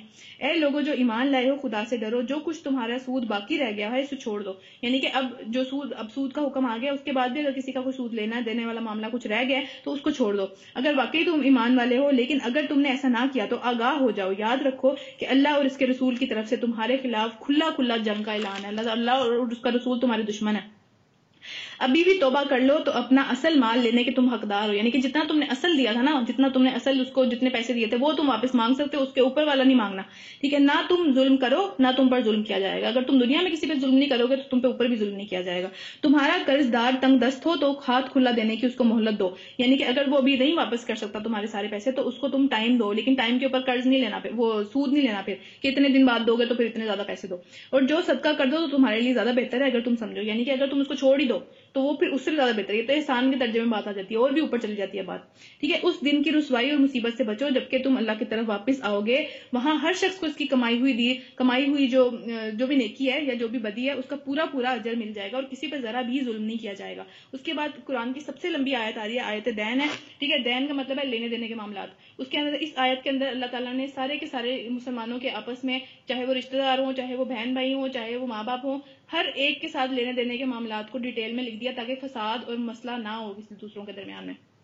اب وہ کیا ہے؟ اے لوگوں جو ایمان لائے ہو، جب کسی مقررہ مدت کے لیے آپس میں قرض کا لین دین کرو یا کوئی آپس میں کوئی چیز دے ایک دوسرے کو دو تو اسے لکھ لیا کرو، لازمی لکھا کرو اسے، ٹھیک ہے. چاہے اپنوں کے ساتھ معاملہ ہو چاہے غیروں کے ساتھ ہو. یہ نہیں کرنا جی کہ یہ تو آپس کا گھر کا ہی معاملہ ہے، ٹھیک ہے. پھر جب گھر کے معاملے خراب ہوتے ہیں نا تو پھر وہی قطع تعلقی ہوتی ہے، پھر چھوٹے چھوٹے پیسوں کی وجہ سے کہ وہی مار دھاڑ، بھائی کو قتل کرتا ہے، بہن کو مارتی ہے، یہ سارے معاملات ہوتے ہیں. اس لیے اللہ نے کہا اس کو لکھ لیا کرو. فریقین کے درمیان میں، یعنی کہ دونوں فریق ہیں، جو ایک دے رہا ہے اور ایک لے رہا ہے، اس کے درمیان میں انصاف کے ساتھ ایک شخص جو ہے وہ لکھے گا. پھر کون لکھے گا؟ جسے اللہ تعالیٰ نے لکھنے اور پڑھنے کی صلاحیت بخشی ہو، جو لکھ سکتا ہو، جو صحیح طریقے سے اس چیز کو رپورٹ کر سکتا ہو. اسے لکھنے سے انکار نہیں کرنا چاہیے ایسے بندے کو. اس کو یہ نہیں چاہیے کہ میں نہیں لکھوں گا، یہ کیا بات ہوئی، آپس کا معاملہ ہے میں نہیں لکھ رہا، ٹھیک ہے. پھر کیا ہے؟ وہ لکھے اور املا، یعنی کہ اس کو چیک وہ بندہ کرے جس نے ادا کرنا ہے، تاکہ وہ پھر وہ جو ہے وہ زیادتی نہیں کرے گا. اس کو پتا ہوگا میں نے اتنے ہی پیسے ادا کرنے ہیں. یعنی کہ اگر جس نے لینے ہیں وہ تو ہمیشہ زیادتی کر سکتا ہے نا کہ نہیں اس سے زیادہ دینے چاہیے اسے، تو وہ بندہ چیک کرے گا جس نے دینے ہیں. پھر کیا ہوگا؟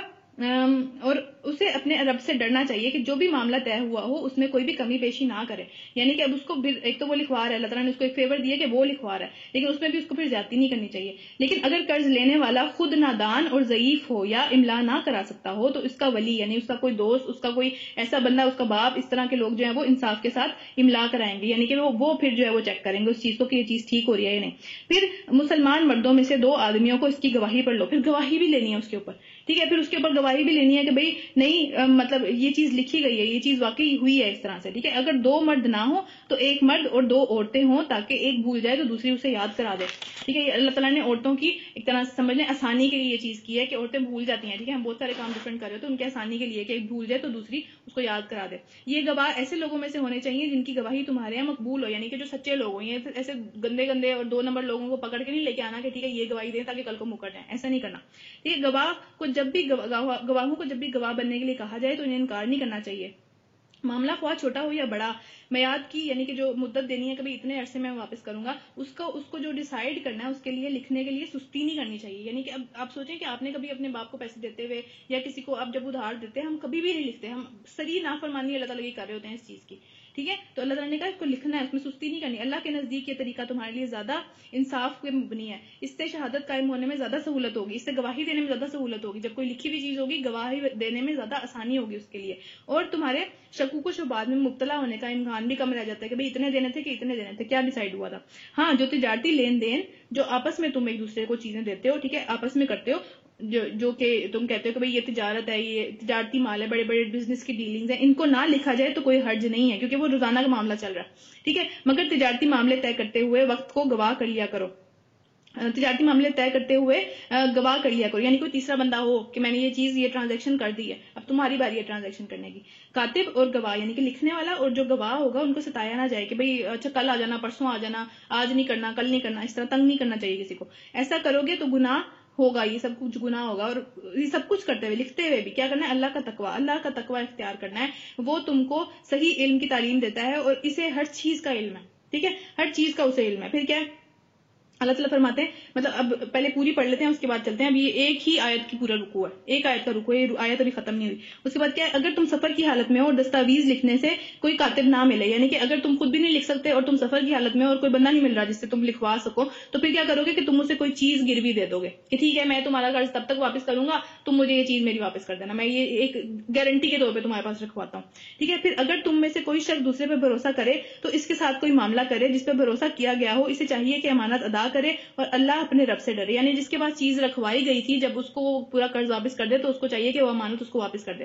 اس نے اس کے پاس جو بھی قیمتی چیز، جو بھی کوئی چیز ایسی رکھوائی تھی، وہ اس کو چاہیے اس کو واپس کرے اور اللہ سے ڈرے، ٹھیک ہے. اور گواہی کو ہرگز نہ چھپاؤ. اگر تمہیں کسی نے گواہ بنایا تھا اپنی کسی ٹرانزیکشن کے اوپر، اس کو ہرگز نہیں چھپانا چاہیے. جو شخص گواہی کو چھپاتا ہے اس کا دل گناہ میں آلودہ ہے، یعنی اس کے دل کا یہ گناہ ہے جو وہ کر رہا ہے، ٹھیک ہے.